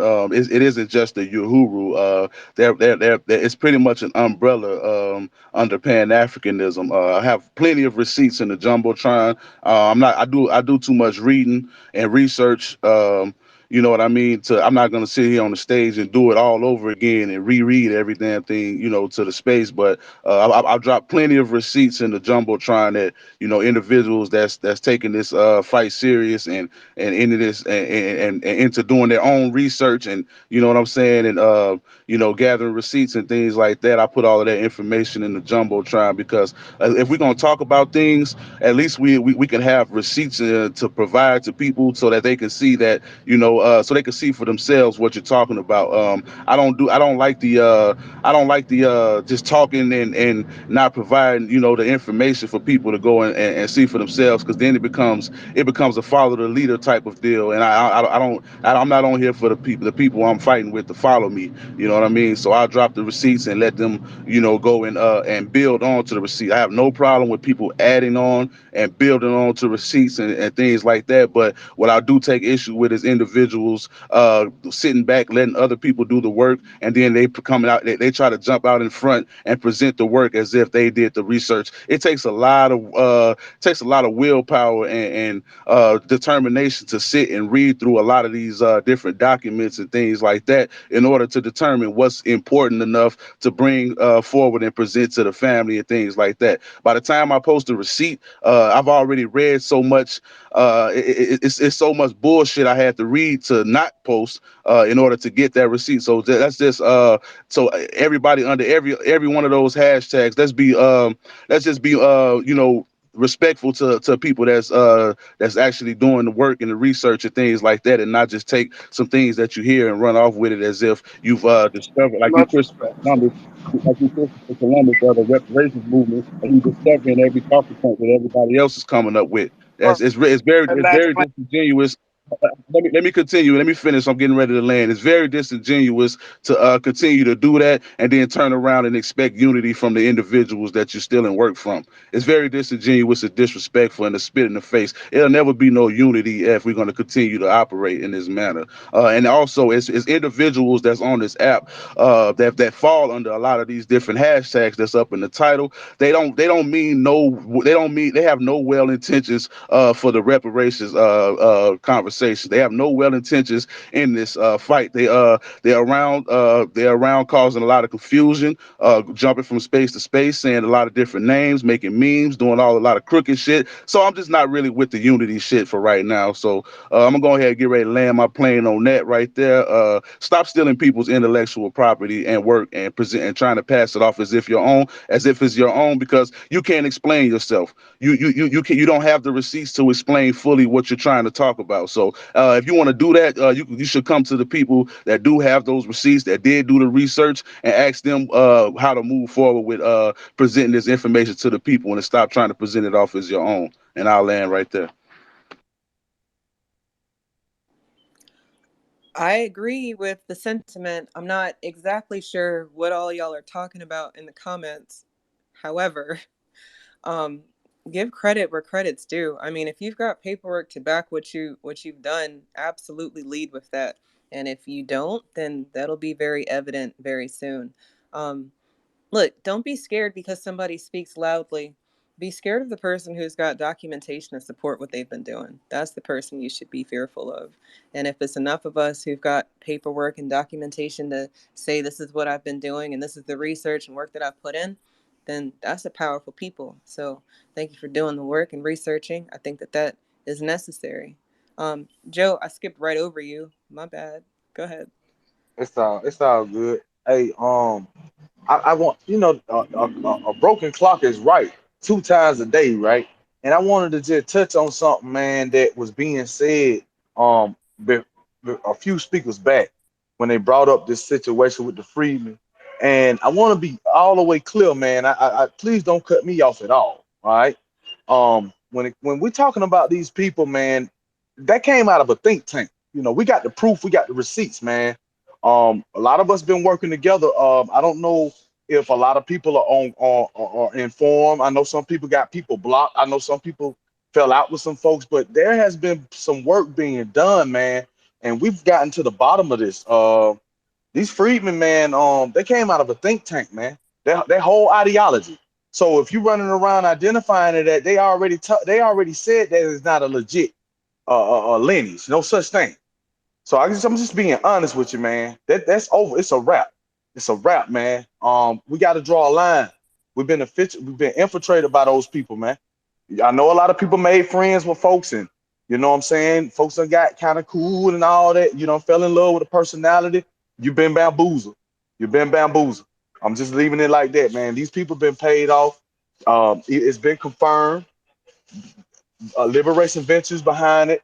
There's a lot of white funding from organizations, white supremacist organizations with these black-led so-called grassroots movement. They're moving from all sides. The Pan-Africans are in on it, and then you got these so-called supposed to be Black Americans in on it, trying to change our language in front of us. It's supposed to be It's supposed to be lineage-based reparations. It wasn't supposed to be no freaking fight. I don't know if everybody knew about the move that they were trying to make with the OMB. If you're here in this space and you don't know about it, the freedmen went behind the back of 40 plus million black people and tried to reclassify us as American freedmen or ADOS. I will repeat, and I can put the receipt in the Jumbotron. Matter of fact, I'm gonna do that as I'm speaking. So I'm just letting y'all know, man. You know, we gotta be honest, man. When we don't know what we're talking about and we're trying to shut other people down, man. Man, look here, man. You gotta be mindful of what you're saying. You know, when folks got receipts to back up what we saying, man, we ain't in here just spreading rumors. Ain't nobody in here just talking, just spreading rumors. I don't care who takes any work from me. I don't give a damn. We all need it. Because I believe in having integrity for my own damn self. Now, I give credit where credit is due. You know what I mean? Because I work with a lot of people offline, you know what I mean, in the back channel that, you know what I mean, like, hey, man, put this out there. Da-da-da-da-da, da-da-da-da. You know, I don't mind giving credit where credit is due. You know what I'm saying? This is not about me situation. This is about us, you know, but we got to recognize who is us. And then when you got people talking about you can't question people that do the work, that's a goddamn lie. Because you're trying to stop me from looking at what type of work you're doing. You must be on some bullshit. I got to look at who doing the work. I got to look who you working for. Because you might be doing the working for somebody. Come on, man. So, you know, we got to be mindful of all this old crazy shit, man. You know what I mean? With these folks, man, that come around us, they mimic our talking points. They try to chase us down. They on that bullshit. You know what I mean? You know, they're being paid for. We see their names and their titles in other places. You get what I'm saying? So we recognize the BS. You know what I mean? So yeah, I'm telling y'all, man, y'all need to draw a line with these folks. Because I've already have. The people that I rock with, they have. And if you don't see that the line's been drawn, you'll know. But the line been drawn, man. And y'all better pick a side in this lineage, man, because it's for real, for real. You trying to get attached to these folks' personalities and stuff, you better look who they backing, and you better look who they talking about. I'm gonna land my plane.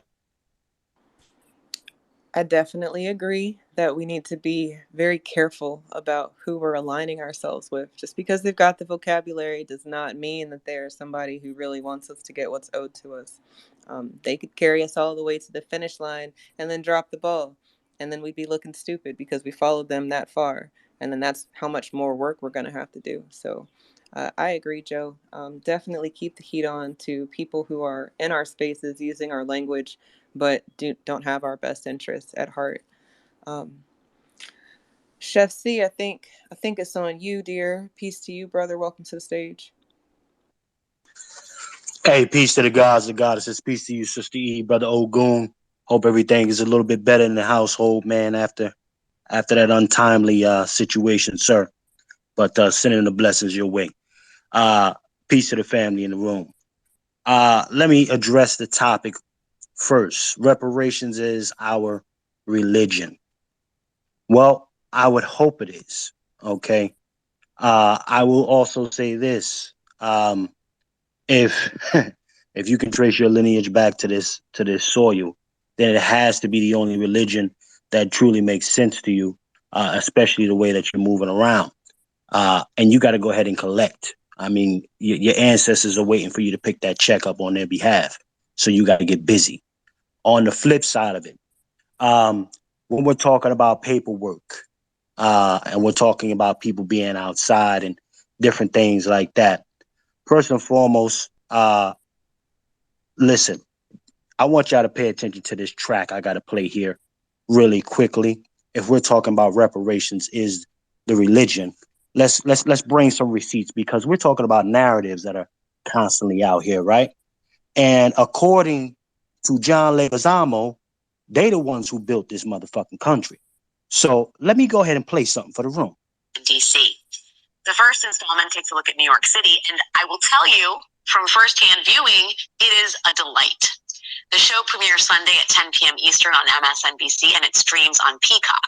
But earlier today, I had the opportunity to talk to John about how this show came to be. And we also chatted about everything else, what it was like growing up in Queens, Latino voters and their relationship with religion, and what it was like to host The Daily Show on the day when Donald Trump became the first former president to be indicted. Check it out. Tell me a little bit about how it came to be. Did you have the idea and then execute, or did someone come to you and say, you got to do this because the country needs this right now? How did it happen? Let's stop right there. The country needs what from John Leguizamo right now? John Leguizamo's fucking era and treasonous narrative of him and his people supposedly discovering the United States and being the ones who built it. But I'm gonna let this clown go on a second further, y'all. It's no evolution. It started with Latin history for morons, because I was a moron. I didn't know about our Latin contributions. I had vast, incredible contributions. I didn't know about our history in this country and in the world. And all of a sudden, once this knowledge hits you, you're changed. I was a changed man. And I feel people have told me that when they see Latin history for morons, they were changed forever. Because once you know that, you know, we had all these empires here. We're the oldest ethnic group, the largest ethnic group in America. Treason. Hold up. I'm trying not to go too far into John Leguizamo, but it's just a lot of bullshit outside right now. Okay?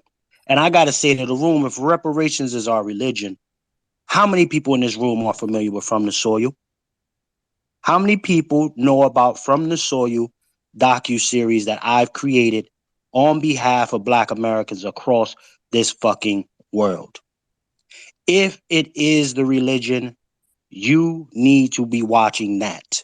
It is the only, right now, only counter narrative that combats this type of fuckery that is out here right now. Let me play a little bit more of this goofball. We discovered America. We conquered ourselves because, you know, I'm indigenous. Treason. Y'all should be outraged. This, he came out 5 days ago with this, y'all. 5 days ago with this, with his chest out, like him and the Latinos discovered America. There's no other narrative other than what I've created, okay, with my team of Black Americans behind the scenes and in front of it to counter this narrative that is out right now of quote-unquote Latinos discovering America, building America, having culture in America. These niggas want participation trophies, okay? That's what they want. They want. This nigga said he assisted. The other day, I got it in the Jumbotron, family. His director of this bullshit 6 episode, whatever the fuck he got going on, came into the space the other day, and he was trying to push this fucking docuseries on a room full of Black Americans, thinking that we're supposed to kowtow and believe and buy into that bullshit about some Latinos discovering and building America. Yeah, check the Jumbotron. I had to get up there and shoot the fade with him.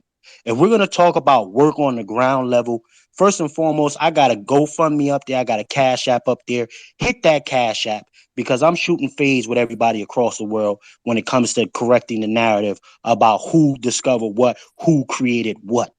And I do it unapologetically with the liaisons that are in those cities. If you don't know about From the Soil, you need to know about it. I need to be getting interviewed. This needs to be pushed. This is the only thing that has all those hashtags that people identify with, okay, in it. But we're standing on lineage, okay? I reach across the board. I continue to reach across the board because the narrative, controlling the narrative, and true Black American advocacy is way more important than bullshit, okay? So what we need to do now is make sure From the Soil is everywhere. In addition to that, when you go to my FromTheSoil.tv website, I have an active scholarship on there right now. I'm looking for people to apply for that scholarship. Okay. I feed 700 plus families a year. You want to talk about the work? My resume is scary, and that's only a third of what my resume looks like. Okay. Chef, Family, I get don't mean to behind it cut you first. off, brother, but we got a bunch of hands and the room is maxed out. I definitely wanted to let you get off what you were talking about. From the Soil is an excellent series, so definitely people should check that out. But maybe can you land so we can get to the other hands? Um, just for, trying to keep Yeah, everything unbiased. not a problem. I'll keep it going. Again, hit that GoFundMe, hit that Cash App so we can get back out. Season 1 is on me. Go ahead and check it out on YouTube. Season 2, we have already begun filming. Everybody that needs to get in there and stand on lineage and bloodline business, hit me up in the back channels because I am trying to come to your city and keep the work going. I land. Much respect. Thank you for that. And definitely, like I said, check out From the Soil. I think he posted the link in the jumbo. It's an excellent series. It's about us, for us. So we need more like that. And if you can't do it, then support somebody who is. I would consider that Black media. So we appreciate you this month, Chef C. Solan, I think it's on you.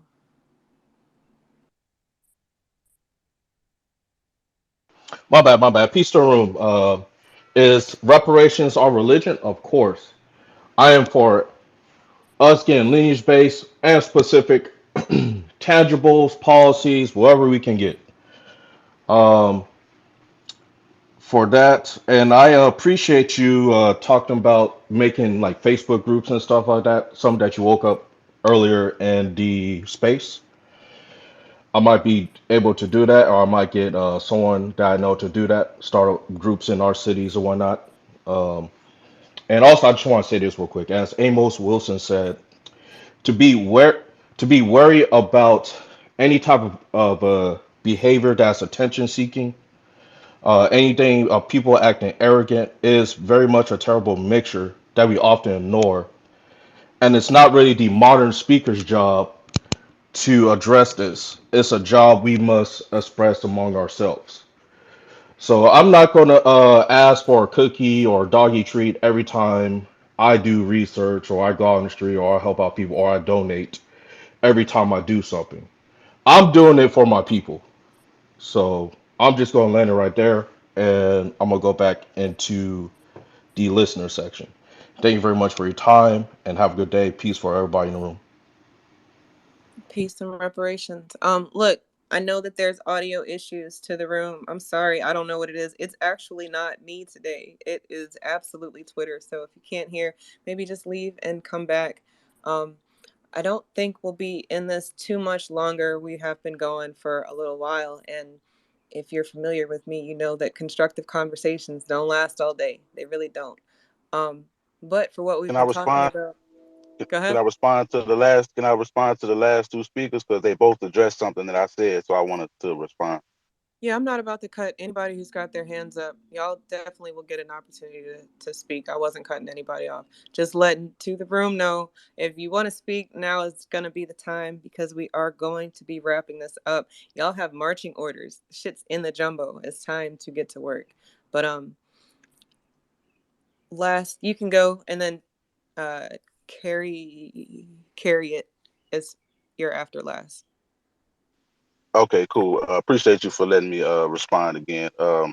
So this my response is gonna be for JoJo and for Solon, because they both addressed something that I had to say about stealing of intellectual property and passing it off as your own or whatever. So I'm gonna address that. First of all, Solon, he's running around using rundown boys in his hashtag in his spaces. He knows he's not a rundown boy. He knows he's never been associated with that term. He didn't coin that term, and the hashtag doesn't belong to him. So that's just getting him out the way. Solon, you're an intellectual property thief. So I'm not even going to address you too much longer. And JoJo, I rock with JoJo. You know what I'm saying? Shout out to JoJo. But JoJo, you and I both know that a lot of that work, a lot of that work that you passed into Tariq, you didn't find a lot of that research yourself. You know what I mean? A lot of that research has been done by individuals under the call to action. You know what I mean? And there's no shot to you, JoJo, because you've always you show love and things like that. But a lot of that information was passed on to Tariq Nasheed and given out as if it was his work that he's done the research on, and that's where we have the issue. That's why I have the issue. Where I take issue is that if you're gonna if it's no problem that people not that you don't care if you if somebody else takes the work and things like that, well, it's not your work to not care about. You know what I'm saying? Certain individuals didn't mind you passing the information along, so the people of the lineage can get a hold to the information and move the ball forward and things like that. But when certain individuals are taking said information and monetizing that information and then saying fuck the people who did the research to gather said information, that's where it's going to be a problem at every time for me. And so that's all I'm going to address. And I'm going to drop down because I see some clowns is getting on the stage now, and this ain't my type of ball game. So I'm going to go ahead and drop on down. Okay. Thank you for your words. And like I said, I mean, I think it's very important for people to get credit for the work that they're doing. Absolutely. And lead with your work, because nobody can take that away from you. If you've got the evidence that you've been doing the work, that's all you really need. Let people talk if they're going to talk. As soon as it starts hurting your pockets, I get it. You might be feeling some kind of way about it, but conversations are necessary to get it all out in the open. I mean, really, we don't have to like each other, but we will get this work done. At least if you're going to be around me, you're going to get the work done. Because I'm going to make you very uncomfortable talking a lot of shit about how much work you're not doing. So that's just from me to you. Not from me to you, MF, just from me to the room, to anybody listening live or recorded. It's time to work and not time to play. And all this personality, beef, bickering, or whatever, that's playtime. Playtime is over. Go ahead, Carrie. Peace to the host, to the co-host. Peace to the space. Yeah, I go by the name of Brother Carriot. Some of you all might know me. Some of you all don't. But anyway, to answer the title, reparations is our religion. If that's so, then I consider Secure the Tribe, the goddesses, and the gods that's frontlining this reparations fight. Honestly, I really do. We do it our way, the right way. And a lot of people have a problem with that. They really do. We have all kinds of jackets that have been thrown on us, from law enforcement to rape allegations, to grifting, to stealing, to all kinds of just wild shit that's been going on, honestly, behind that hashtag. Is it unfair? Fuck yeah, it is. But do we give a fuck? Absolutely not. Especially with Brother Carriot. And I speak for Brother Carriot and Brother Carriot only right now. When I step to these microphones at these task force hearings here in California, whatever city that I'm in, honestly, I say what I say and I meant what I say. I told you all about that Freedmen Banking Bureau. Didn't I tell you about them fucking Freedmen assholes? I told you all I was trying to grip. Didn't I tell y'all that? But yet, you assholes treated me like I was somebody that wasn't of the lineage, cast me out, and pierced me in my motherfucking side like I was Jesus Christ himself. Don't give a fuck about that. Don't apologize. That's gonna piss me off even more. This is a fucking fight out here. If you don't live in the great golden state we call Khalifa, shut the fuck up. We mean that. Mind your state. The goddess Katie, she told you all, mind your damn state. Please. If you don't, you're going to get your issue. If you come out here with that, you're going to get your issue. Man to man. That's not a threat. That's a promise. I'm just letting niggas know that's how it's going from now on. So make the memes, get the jokes going. That's what tellers do. You want to be B1? Be B1. But I'm telling you, I bailed on the new black media a long time ago, ever since the pull-ups, ever since that smear campaign. I'm sorry. I'm biased, Carrie. You can't slander the new black media in my spaces. And maybe slander is not the word. You can't talk shit about the new black media because I've got evidence of the work that they're doing. So personality beefs aside, it sounds like it's emotional for you. And I'm sorry that happened the way it happened, but I can't allow that type of talk for the new black media, who I consider the top three, Professor Black Truth, Jason Black, and Tariq. Now, if you're talking about somebody else, then you need to name them. But you say new black media, then I take personal offense to that because, again, I can show you the work that they've been doing. And I'm not saying that you're not doing work. I'm not saying that other people aren't doing work. But I had to meet you on that. And maybe if that's where you're going to go back to, I'm sorry that happened like that, but we got to get focused. Hey, E, but Fair that's enough. what I'm talking about when you go Nah, from move, stop. losers to whiny. You know Stop. what I mean? All right, Carrie, I only muted this time because it's more than one person talking. And I don't like that because it's hard for me to focus. Bump the rest of the room. They can't hear you when more than one person's talking at a time. So Smooth, if you let him finish, that's cool. But it just gets messy. Fair enough. Like I said, Goddess KD told some of these people to mind your own state. Hashtagged it. Mind your own state. There's active task force hearings right now that's running right now in certain cities. And certain people are on this app all day long making memes and cracking jokes. They're not serious about reparations. They're not. They never have been and never will be. So they need to step aside or they will be dealt with as such. And I'll land right there. And sorry, I didn't mean to disrespect your space. But it is what it is. It's up You're to the good. show. Look, I get it. Personalities and emotions run high when we're talking about the work because we are the only people doing the work. So it gets real small. The circles get real small and feelings get in the way. I get that. That's real. That is literally what we're dealing with. The grassroots. Have y'all ever seen grassroots? Like, do you live in a place that has grass? Can you go outside and like cut out a 2x2 square of grass and just look at what the roots look like? That shit is messy. It's messy as fuck. But the grass up top looks like how it's supposed to look.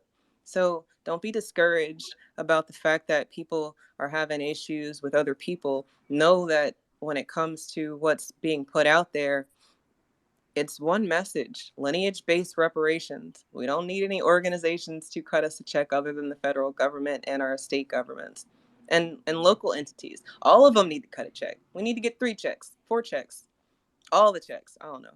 Ogun, are you back? I know Twitter was fucking with you hard.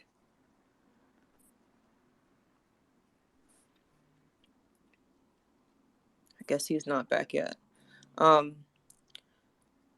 Juicy, I see you came up to the stage. I don't know when you came up to the stage because it's been a while, but peace to you, sis. Welcome up. What's up? Thank you for the opportunity to speak in your room, on your stage. Shout out to you, Just Eve. Yeah, it's been a while since I've been in a lot of spaces.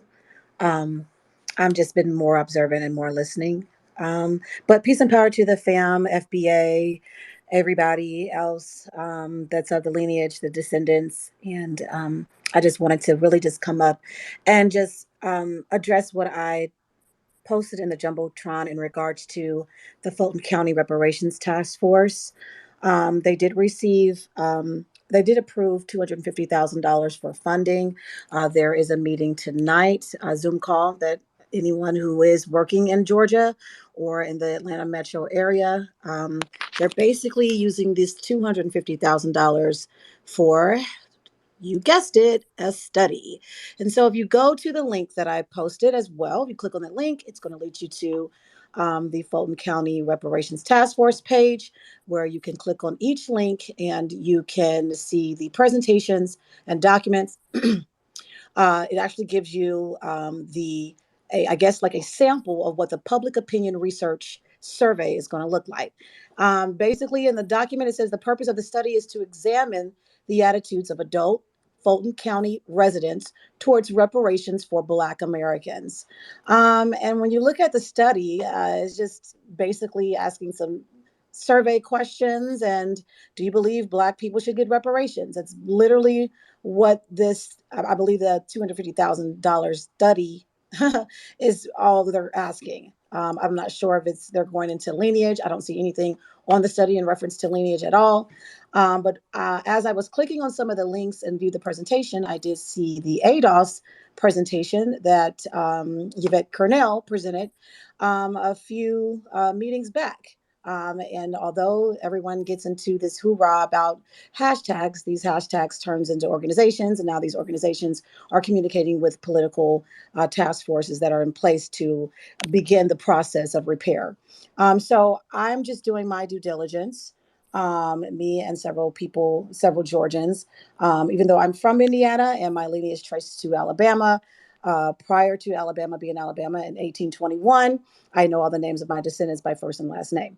But I live in Georgia. I'm working towards a political role later on in life, maybe 4 or 5 years from now. I believe in serving the community that I want to represent. And so I just wanted to come up here and for those who are in Georgia or in the South, and noticing that the reparation discussion has not been very prevalent or loud in the South, I believe once we get it kicked off here in Atlanta, it'll go nationwide. So just say a prayer. If reparations is your religion, send a prayer up, do some fasting.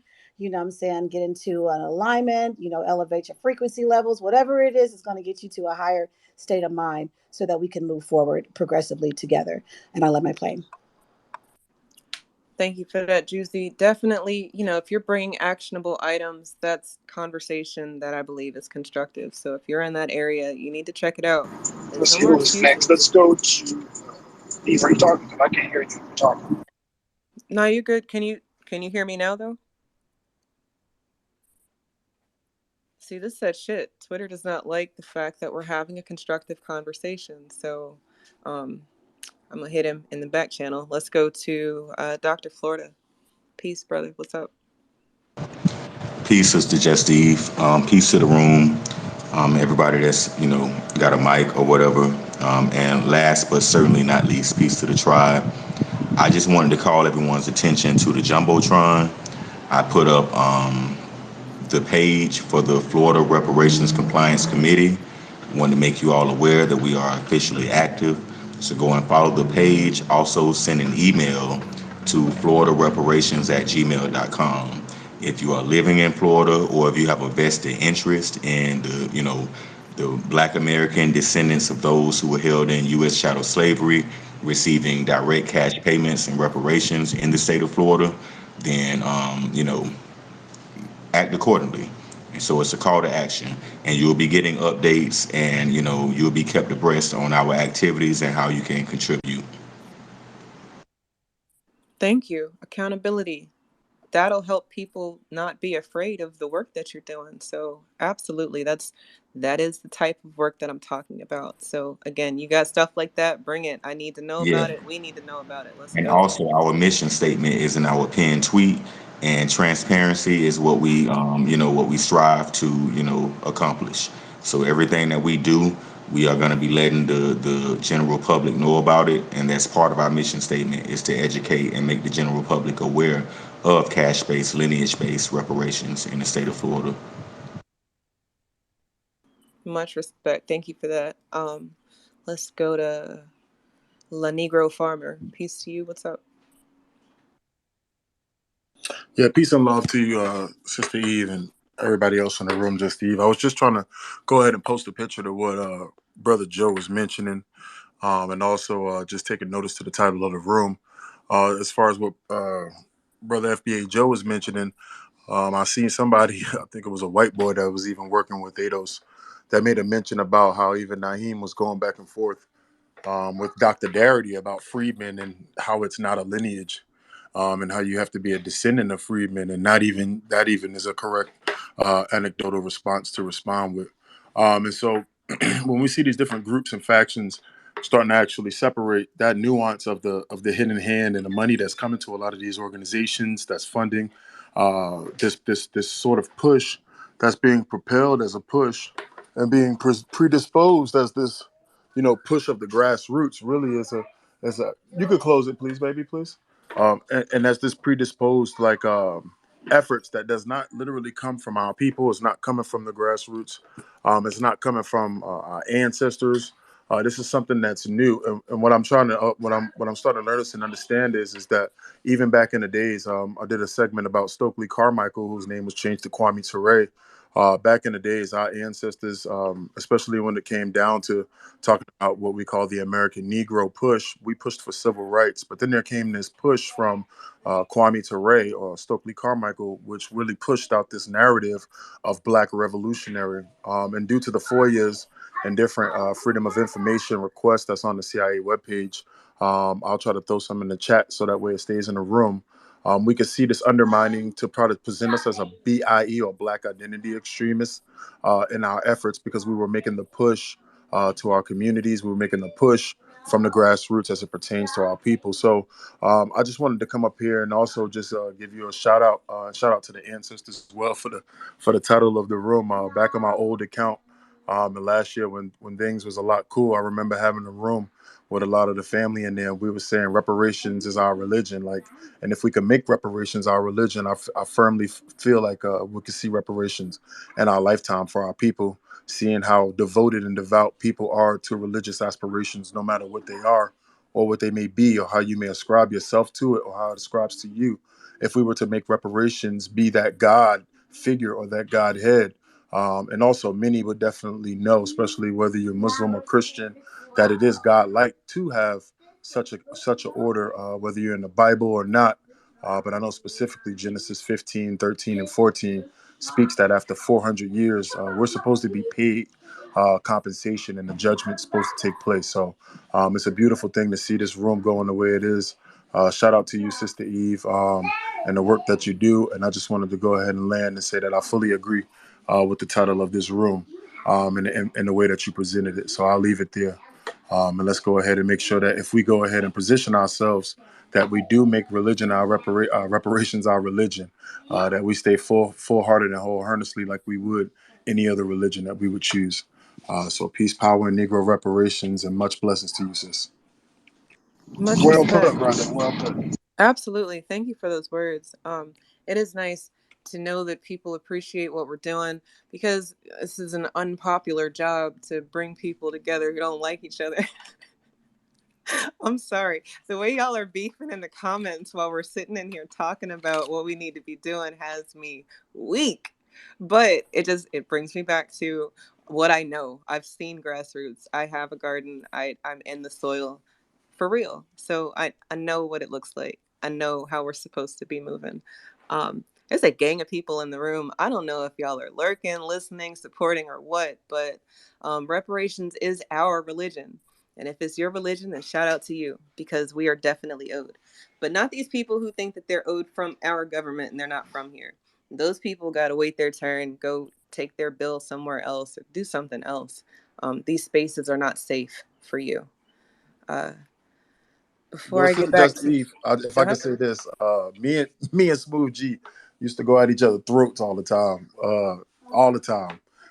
but you know what? It ain't like that no more. So eventually, the cooler heads will prevail, and the ancestors in us will have the last word. So we come from the Dirty Dozens people. So at the end of the day, we could shoot the shit in the backyard and still do whatever Grandma asked us to do, even if we hate each other, walking to the car and grabbing groceries with each other to bring them in the house. That's a true Negro spirit, and that's a true testament to who we are. I might fuck with you in the backyard and joke the Dirty Dozens, might call you a pretendian even. You might call me a Negro lander. But when we go outside in the front yard, should anybody else call you that, I'm going to join with you and fight. Should anybody else call me that, I know you're going to join with me and fight. So that's just how we roll, and that's what scares America. It's that love that we have for each other, even though from the outside looking in, like they say, under the soil, the roots look matted up, but on top, the grass is beautiful. So I'll land on that, and I'll drop down. Thank you for that. Let me ask you a question. Can I be real quick? Because I got to get back to work. Can I be just real quick, please? Please, Okay, y'all. Joe. Don't beat You me can up, be y'all. real quick. Go ahead, Joe. I'm gonna be real quick. Hey, so I heard Glass and Meth mention my name, right? Let me say something. Me and that brother, we talk all the time. Okay, good brother, very fiery spirit. And I want to say that he does a lot of work. Okay, I don't know if anybody took credit for some work or something like that. I'm not trying to get caught up in it, but I just want to acknowledge that brother that comes from that side of the lineage that puts in a lot of work. That brother puts in a lot of work. Him, Vino, it's a lot of them. But I just don't mention people's name like that when I'm fucking with them, when I'm working and shit like that. You know, I don't want to get the plug knocked off. You know what I'm saying? So, you know, you don't put the plug out there. But he, you know, I heard my name was mentioned, so I just came back up here to just let it be known. Yes, that dude do a lot of goddamn work. Okay, yes he do. All right, I land. Peace. Thank you, Joe. For sure. I wanted to get to Greg because he hasn't spoken yet. Go ahead, Greg. Peace to you. Peace to the host, peace to the co-host, peace to the speakers, peace to those who spoke, peace to the room, peace to the listeners, peace to the room. Reparations is our religion? No. I think it should be our prime objective. Here's why I disagree with the title, but I'm in line with what you're saying. Religion breeds zealotry. And zealotry is dangerous.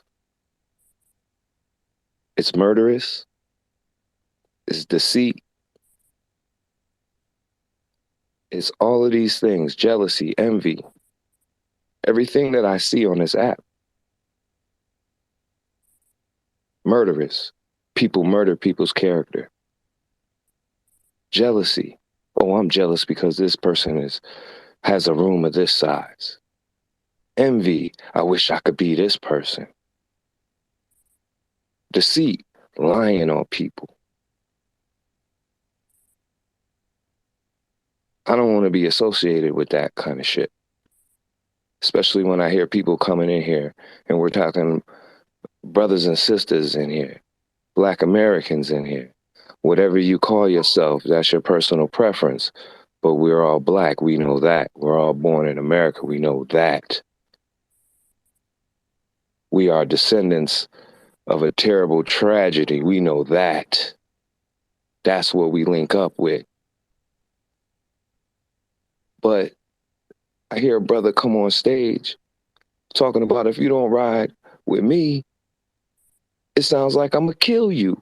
Is that what we want to be associated with when we're speaking on reparations and speaking on the sacrifice of our ancestors and those who came before us?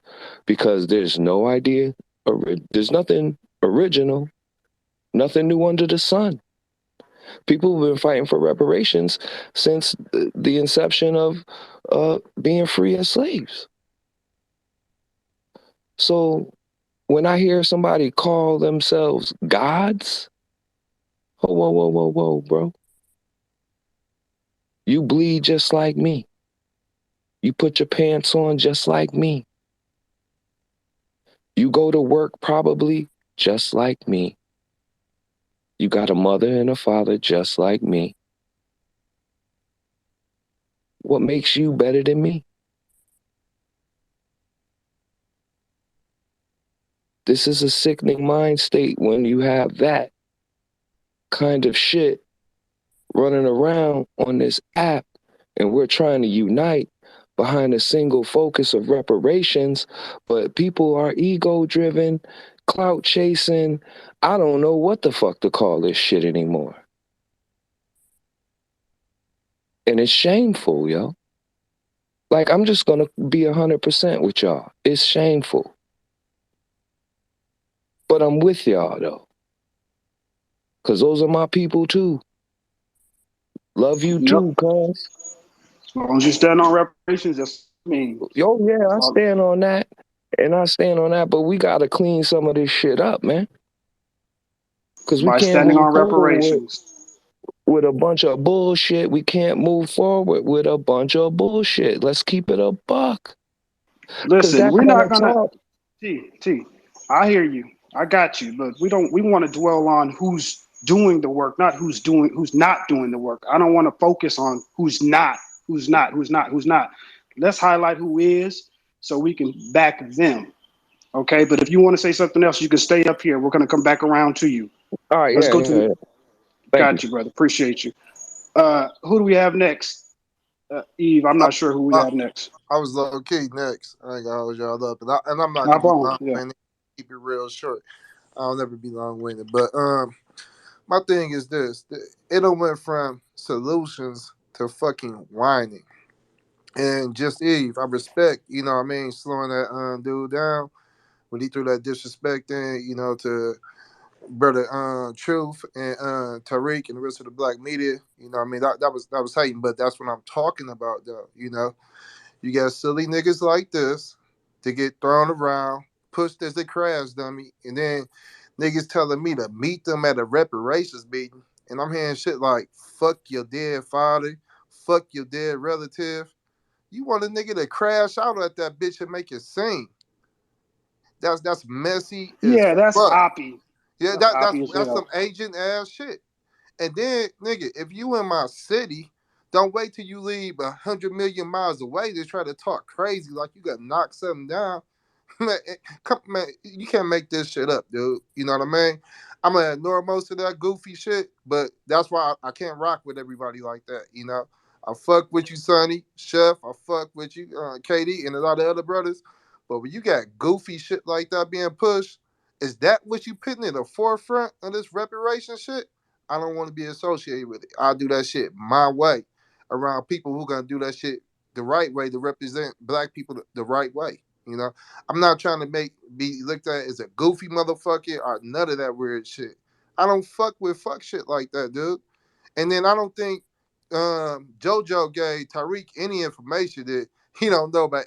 He ain't learned about any of his elders or himself. You know, Tariq been in the game for long. It's funny what niggas try to do. It's all about me. And that's why I be like, man, is this shit about clout or really doing something from the heart? Because it seems like niggas just doing shit for clout. Take a picture of me. This is what I'm doing. Like that's clown shit to me, man. You know, because real motherfuckers, they don't speak on shit like this, bro. Like I said, you you could do 100 million things outside of this motherfucking 100 million people gonna realize you and fuck with you and rep with you. All that shit niggas saying and all this extra shit, like I'm out here doing this, I'm out here doing this.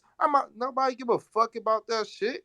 You showboating, nigga. You wanna like, man, when did this shit become show and tell? This shit is goofy, man. Nigga, stand by principle. You don't got shit to prove to nobody. So all that fuck shit that people throwing the little subliminals about me, it don't mean a goddamn thing. Nigga, I'm about to go to a university right now. 6 motherfuckers that's doing a thing right now from the block, from the community.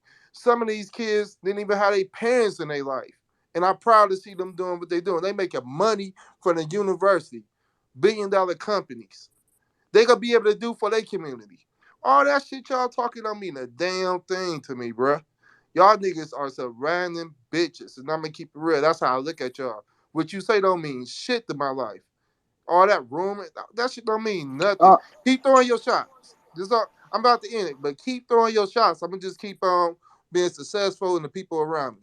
And I love all black people doing the work. I fuck with this space. Just Eve, Ogun, I fuck with you. Juicy. And a lot of people doing the work. I fuck with that shit. And you can see the agents where the agents come in here and hate and be on that Oppie extra shit. Fuck y'all, man. I see right through y'all. And go ahead, finish hating on me. He said, finish hating on him. Well, I mean, that's a word right there. Let people talk. Let them talk about what you're doing. Let them talk about what you're not doing so that you can correct them with the receipts. I don't want to make this a space of this is what I've done and this is what this is not that space. But I wanted to touch on something Greg was talking about because I wasn't sure who he was. Greg, I'm not sure who you were talking about when you were saying about that felt like life or death, or I don't want to mince your words, but it sounded like you were threatened. Period, saying he gonna knock something. That nigga ain't knocking nothing down. He gonna get knocked down, and it's gonna be. Listen, I will hope keep my name out the mouth. Work. I don't want to see nobody get hurt, but man, I seen shit like this, and man, don't say I didn't warn motherfuckers. Somebody gonna end up getting fucked up. But yeah, we're not gonna. Okay, so look, all I'm gonna say to that. We're not gonna, go back and forth with the threats and everything. I hate that I'm missing a gang of stuff, man. I'm missing some audio. I can't hear Eve when she speaks and certain people, so I'm missing what the hell is going on. I thought this was supposed to be constructive. We're not going to go back and forth about little beef shit. So let's just keep it on topic, folks, or we're just going to move you down and go on to the next people. And speaking of moving down, I am gonna start moving people around. If your hand's not up, you're about to get Who's dropped down next? so other Oh, people you can go come ahead. up. Go ahead. You could. You got 30 more. No. I don't think she was referring to any beef, and I wasn't referring to any beef. That's why I didn't say any names. I don't have any beef with anybody on here. But I was just referring to the level of talk when we're having a serious discussion, when we're getting down to violence. That's unnecessary, man. You know what I'm saying? Because somebody may have a fundamental disagreement with you. That's just having a fundamental disagreement with you, bro. We war with words, man, and not with violence, brother. And when people hear that, that's violence. So people turn to another way, and then a productive space turns into an unproductive space, and then it turns into all this talk, come see me and all that. We don't need that, man. Not when we should be all on point when it's coming down to these discussions of reparations. And yes, we're not all gonna agree, yo.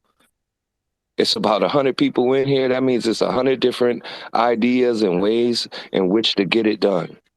And that's all. We just sharpening our sword, chopping down what idea is best, maybe mix them up, and then we move forward. I think that's what the objective should be. And again, we can have a disagreement, we can spar, but let's keep the level of violent talk at a minimum, man. And I land there. Yeah, so if anybody's going off the rail and getting to, violent talk and whatnot, we're just going to drop you. There's 818 people in this room right now. So folks must be really wanting to know what we got to talk about as far as reparations is our religion. And I wanted to know, does anybody disagree with reparations? Anybody, so we'll go around to the regular hands that we got. But I would also like to hear if anyone disagrees with this. Real quick though, Mark from the soil, what's up? Hey, what's going on? Definitely come up here to talk. I definitely to the title, represent. Before that though, Mark, you said Just Eve cut that hate. Yeah, talk. I was telling you to cut that because he was about? rambling on and he was doing some stuff at Carrie, and it was like kind of like I thought it was personal. I thought you should cut that. Got you. Absolutely. Look, we're going to try to keep the personality beefs to a minimum, but I get it. Emotions are high. It's a bunch of people in a room and you want to be heard. I get that. However, it's definitely going to be in your best interest to keep it on topic. Ogun, don't play that shit. And it's normally me that don't play that shit, but the balance that we have here is like that. So don't be offended if you get cut off, if you go over your 2 minutes. Mark, I wasn't sure what your tweet was about. That's why I went straight to you. So I'm glad that you weren't saying anything negative. So you can keep going. After you, we're going to go to Sunny and then Enough. Peace, sis. I see you in the room on stage. So let's go Mark, then Sunny, then Enough. No, negative. I'm always a positive person, unless I'm provoked. But like I say, reparations definitely is a religion. It's not. I've never been focused on leaders, individual progress. I'm definitely focused on the ancestors. So that's where we at with the ancestors movement. My stuff is all about the ancestors getting out here. Shout out to Dr. Florida for we minding our own state in Florida. We out here, we building, we doing stuff. We getting actually together for our second wave of pull-ups, right? And what I do every day is like, I know me and Sonny G, we had ordered like 5,000 flyers front and back.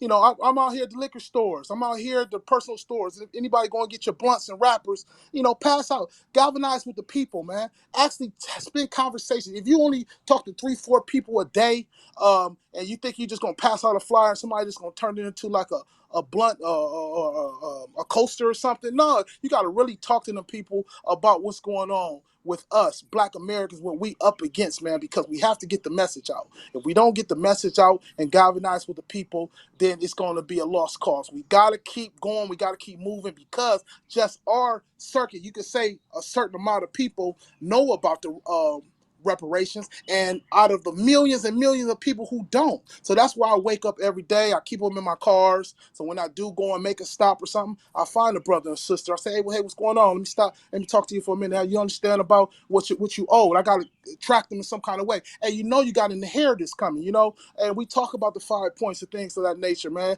Shout out to my sister Yaya and everybody else, man, that's doing a call to action, bro. We really standing up and we really providing for the people, man. We don't really look for no beefs or nothing like that. We out here really putting in work. It's brothers and sisters that have been on here every night putting bills, legislations together, man, in the back channels, waking up different things, movement, drives. Shout out to Sister KD, with Mason, Tennessee, and Mississippi Water Drive we all was in. And it's hundreds of people attached to that.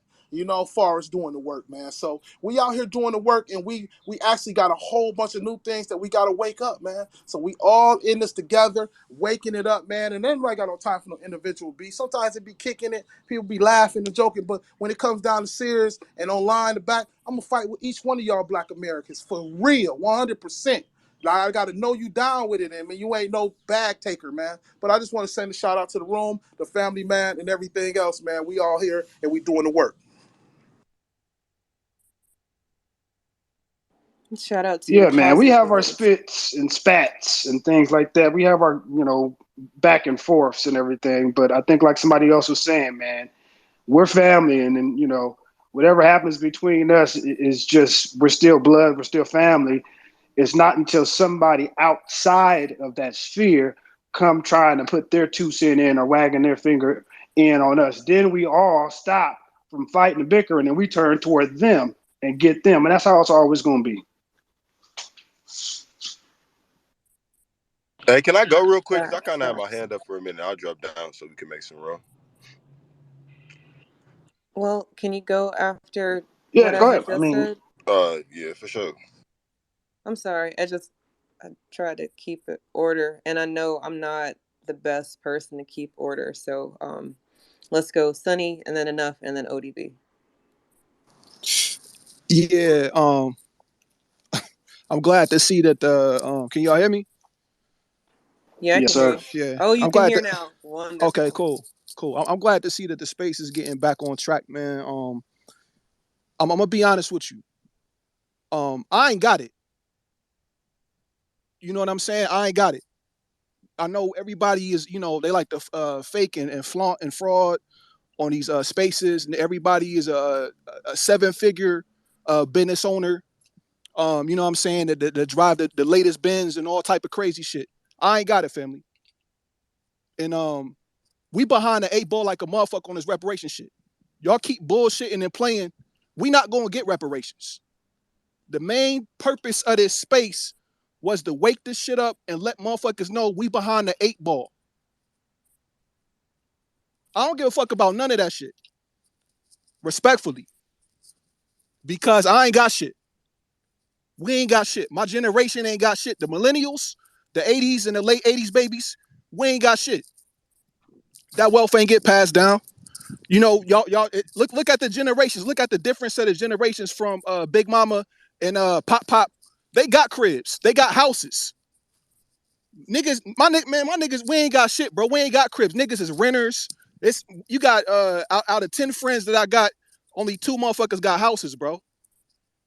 And it's getting worse. The rent skyrocketing, bread damn near $10. This shit fucked up. And niggas up here arguing and beefing and bickering about some bullshit. I can't fuck with that, bro.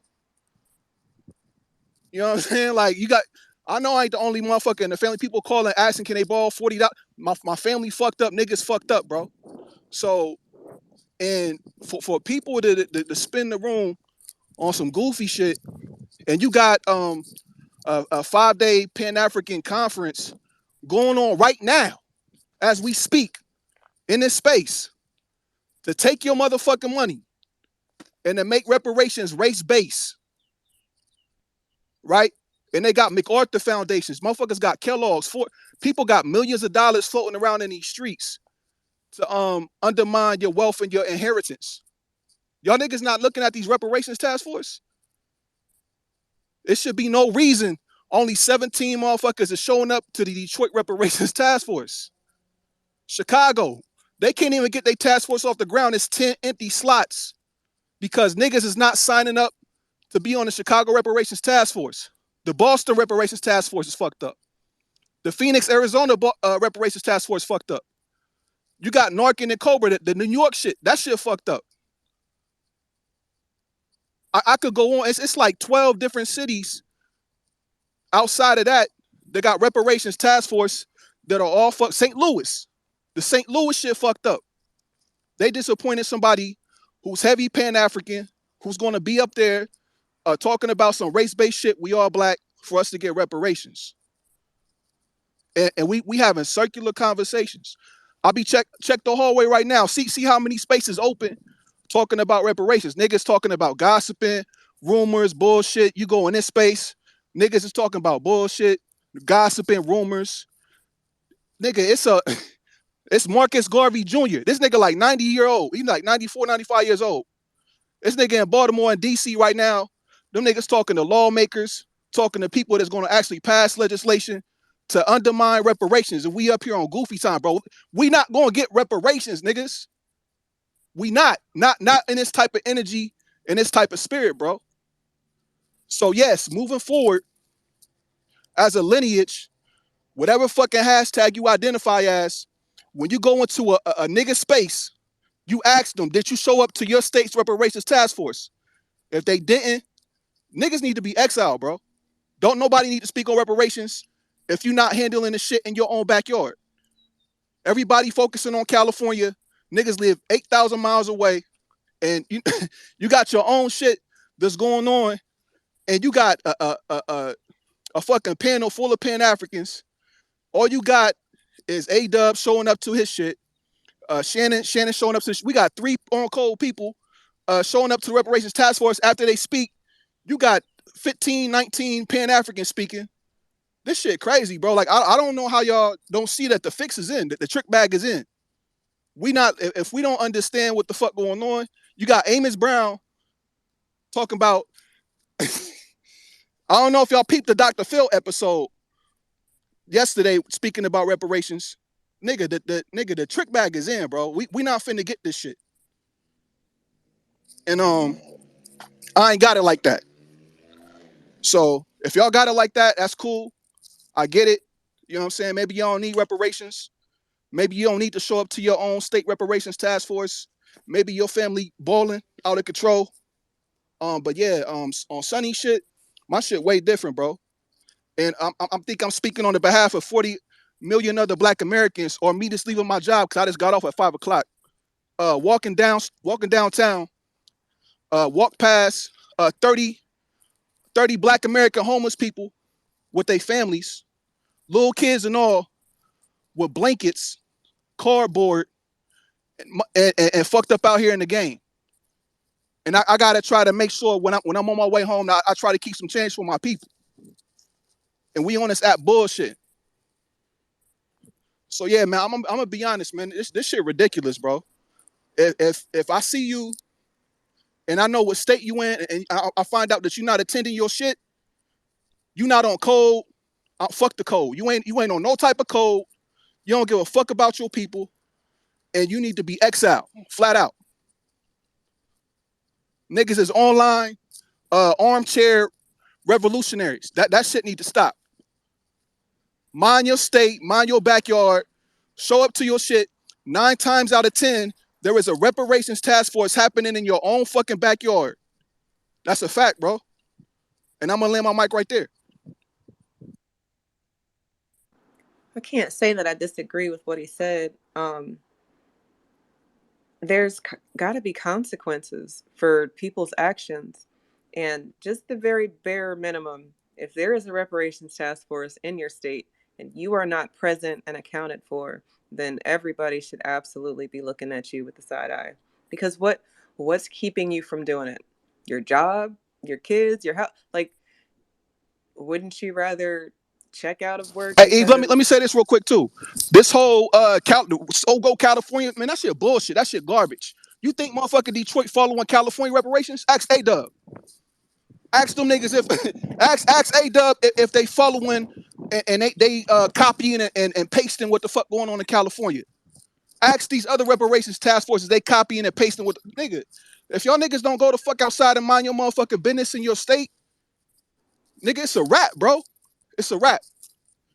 So yeah, this alarm needed to be sounded, and for people not to be speaking about what's going on in Baltimore, DC right now with this Pan-African conference that's going on as we speak right now on these Twitter spaces, like literally, like right now, niggas is undermining the bag right now, bro. So yeah, this shit need to be every hashtag. This shit need to be woken the fuck up, and niggas need to go outside and put in some work and make sure that this shit is handled correctly and the language is correct. Because every other day, a reparations task force in a different city, it pop up. Like I said, Chicago got 10 empty slots. You got to be of the lineage to be a part of the Chicago task force. They have not moved an inch for a year and a half because they can't get 10 black Americans to sign up for a fucking task force. They on their knees begging and pleading to get reparations, but ain't nobody signing the fuck up. Detroit. We watched the Detroit shit. Matter of fact, we watched the Baltimore shit that was live. We watched the virtual hearing. It was what was it? As Maroon OG on here, what was it, like 12 people showed up? 10 motherfuckers was on code speaking language shit. The rest of the shit was bullshit. So yeah, I got an issue with this shit, man. If y'all don't got an issue with this shit, then yeah, it's a wrap, family. It's definitely a wrap for my generation because, like I said, you can see the difference of generations. You know what I'm saying? Like niggas is renting, and the rent higher than the motherfucker. So yeah, I'm my bad, Eve. I'm gonna land right there, man. This shit, this shit really getting me worked up because it's a whole bunch of game goofy shit, and niggas is not outside showing up to their reparations task force at all. You know what I'm saying? And Nah, I feel you. Look, we ain't got it like that. It's delicate because I just want to know what the excuse is. If I got a gang of kids and I work and I have all these responsibilities and I can figure it out, then I would want to know what is so phenomenal that's keeping you from showing up. Really, truly. I mean, that's just how I feel. I'm a very judgmental person, but I feel like people judge me pretty harshly as well. So it's quid pro quo for me. Enough doesn't want to go right this second. ODB, it's on you, dear. Go ahead. Yeah, so what I'm about to say, man, I really do mean it in the most respectful manner, like to everybody involved. I'm hearing people talk 80s babies, 70s babies. I'm a 94 baby, bro, and I'm tired of people talking about what we don't have. Nigga, mobilize me today. Like, I go to my city council meetings because of y'all on this app. Like, I was not going to city council meetings before I got on Twitter at all, bro. Period, bro. But I've been to city council meetings now. I did that shit. Like, you dusted off. Mobilize, like, dead ass. I'm not trying to call you out. Sonny, you from Columbus, bro. I'm from the bus, bro. Let's build something, bro. Like, I promise you. I get what you're saying, but I even guarantee you, because being from where we from, like, once you just make it out the city in the general, bro, you're doing okay, bro. You know what I'm saying? You're doing decent. So let's build, bro. Like, it got to be on us radical ones. I don't want to call us radical or what. Us people that's actually going to put feet on ground on something to actually build shit. Like, I'm not going to sit around and wait for the other, 900 some people that's in the room. I'm scrolling through and I see all black faces. You know what I'm saying? I'm going to shield my shit like we do in the Web3 spaces. I'm building out a Discord for us. So I'm building out a whole new Discord. It's going to, hopefully, I can link with some people that have news so they can keep me updated what's going on with the Pan-African and shit. All of that different shit, bro. But to sit here and be like, oh, yeah, we this. That's why I don't agree with ADOS or nothing, because I ain't no perpetual bitch to nobody, period, nigga. Like, I stand on that. Ain't no piercing. Ain't never been no perpetual bitch to nobody. Ain't no none of that in my lineage. Ain't never been no perpetual. Ain't no Delaware more Indian. Ain't never been no bitch to nobody. We stand true. That's why we in our land right now today. But I'm just saying a call to action to, like, put us on then. Like, we'll mobilize right now. Like, I'm sure y'all heard me do some dumb shit. I'll mobilize for whatever if it's really what I'm on. I mobilize for a city council meeting, and that's what the majority of us are doing. Don't sit here and be like, well, it's over, dead in the game. When the majority of, like, I speak on people like Chet, bro. That bro will go right now. Give a set thing, bro. Systems and processes. I should not be a 94 baby creating systems and processes. I can do it. Who wants to link and create systems and processes, bro? Let's do that, because that's what it's going to really take. And this is why we have to be our own individual soldier. That's what you're basically saying. Everybody has to said be my stand own on their individual. I don't want to own, be. right? No, I don't Is want to that be what you're my own saying? individual. Nothing. I'm not. I'm No, not no, no, shit by no, no. myself. Yeah, I'm not shit. Hold You on, have bro, to because be it's my a turn and soldier nobody else as got cut yourself. off, bro. Nobody else got cut off. Relax, brother. What I'm trying to do is get some understanding here. So what you're saying is you have to be a soldier within yourself. Maybe I worded it wrong. You have to be a soldier within yourself as an individual, and then as a collective, we can do something. Is that what you're saying? So I was in the army. The army makes people that were not soldiers into soldiers. We need systems and processes. That's what I'm telling you. The army will take a bitch-made motherfucker and turn him into a soldier, right? We need black Americans to be soldiers. We need systems and processes to create that shit. So it's going to take the ones I actually have a wherewithal of what's going on because of y'all on this app. You saw what I'm saying? So I gotta link with somebody. I gotta put this shit, this young energy to work, bro. Because if I'm not, you know what I'm saying? The only thing I'm gonna do is run my wheels, go to city council meetings. I don't got nobody giving me no game. Like, you know what I mean? My dad in real estate, but that nigga don't go to city council meetings and shit like that. Like, you know what I'm saying? So I need somebody to give me game. What do I do after I go to a city council meeting now? Houston don't got no reparations task force. I'm from Ohio. What do we do? Like, I don't want to waste my time spinning wheels and then I'm sitting back like, damn, us 94 babies, we ain't got shit. Look at discrepancy and this and that. Meanwhile, Chef got a grant. You know what I'm saying? Coming out. It's not like we don't have, bro. It's just we not organized. We don't have systems and processes. One thing, if anybody a small business owner, I know this might be off topic, but on topic, read the book, The E-Myth. You cannot be manager, technician, and owner of all your shit at once. You know what I mean? So we need people to lead and take the helm and do different things. And we need young bodies to mobilize. You know what I'm saying? But I don't think we have a shortage of that. We just have a shortage of actual systems and processes. And now we have Joshi getting on stage. We have Sonny getting on stage telling us some shit that we damn sure, and I swear I've been screaming since I got on this app, the Africanization of our lineage, bro, is not it, bro. These niggas going Marcus Garvey, the shit of us, out of us, American colonization, the shit out of us, because we simply have the land patents in our family.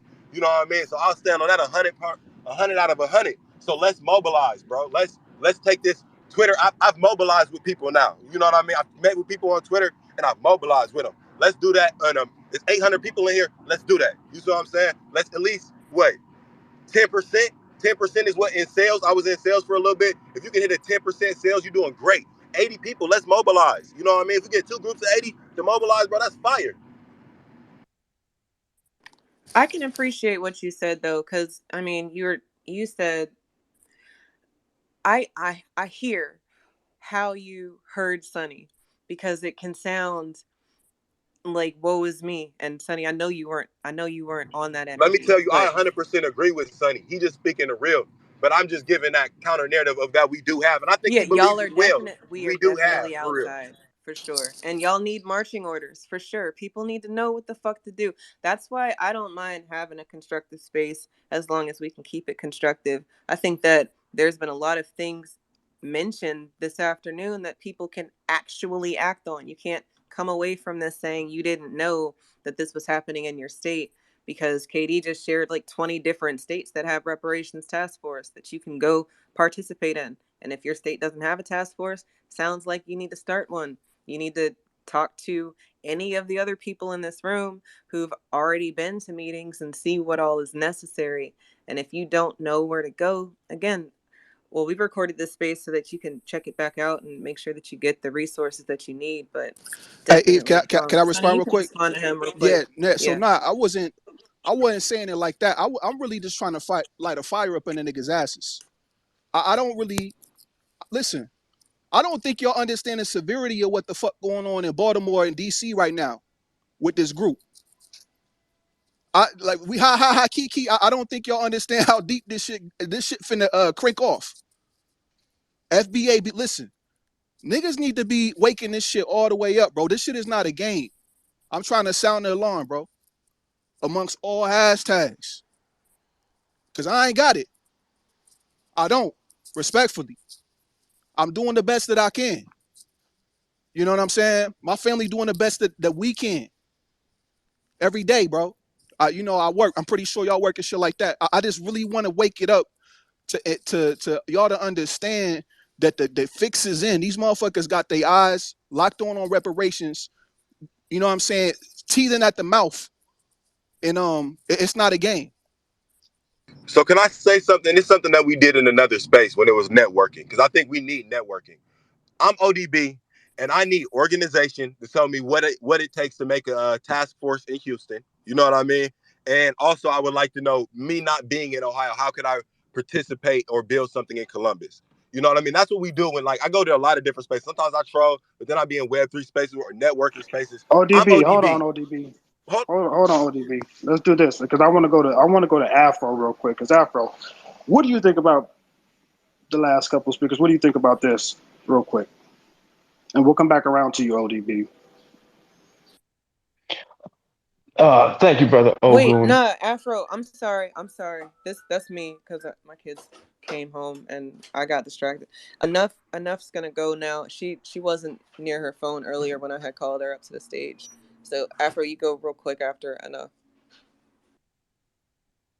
Thank you, Just Eve, and thank you to the co-host. Thank you to everyone in the room. I just came up to say because I've heard a lot of people come up here and say a lot of different things, but I know me as a 26-year-old, I listen to everything that everybody says in these rooms. So I took it upon myself to email my city council, and I had a one-on-one with my city council about the bill here in Oregon. I went by myself. Nobody came with me. Nobody was there in the room with me. I literally took all of you guys' talking points, right, and put it together. To go and stand in front of a whole team of white people by myself. You understand what I'm saying? So all I'm saying is it's possible. It's possible for all of us to do these things. Nothing is impossible. Okay. So I just want you guys to continue to have faith that yes, we get into arguments. Yes, we argue. That's a part because we're not an echo chamber. We're not a monolith. We're not going to all agree on everything, and that is okay. But as long as you're minding your state, as KD say, mind your state and focus on your state, whatever state that is. I'm not even from Oregon, but I live here. I'm from California. But I took it upon myself because I didn't see anything moving here in Oregon besides a bill that has been collecting dust, to take it upon myself where I live at to go after my city council. And I also have a meeting on Friday to meet with my mayor. So I'm just saying it's possible. Everybody can do these things if you don't have a task force in your state to push it to the top to get to your governor. But that's all I wanted to say. But shout out to the room. Shout out to everybody in the room. Shout out to all the work that everyone is doing. It doesn't go unnoticed. Yeah, that's it. Thank you. Bye-bye. And shout out to you. And real quick, I just want to say why I wanted to go directly to Afro. The reason why I wanted to go Afro because I kept getting knocked out. I missed big chunks, and so I just basically wanted a different perspective, outside perspective, to kind of see what was going on and maybe try to get us back on track. But I thank you for coming through, sister. You did said a couple of amazing words, so thank you. Now we can go ahead and go to Afro. Okay, thank you. From what I'm hearing is there's a lot of tension when it comes to people's inaction and people's unwillingness, or what it is perceived to be people's unwillingness to participate in task force and participate on the grassroots level to push the needle forward. A lot of people online, in spaces, kind of just talking, just to talk, and then they're not actually doing anything in real life. That's the gist of what I'm hearing. What I have to say about that is a lot of people, I guess it's a misconception or whatnot about like a task force is if you call up and say you want to be a part of the task force, they'll just let you be a part of the task force. Now, I was talking to a brother when I went to the History Museum, the Hidden History Museum last time, and he asked me if I tried to get a part of the task force. And I told him, yeah, I've called multiple different people. I've sent several different emails. No phone call I've ever called has been returned. No email that I've ever sent was returned either. If you look at the Illinois Task Force, they only start really letting members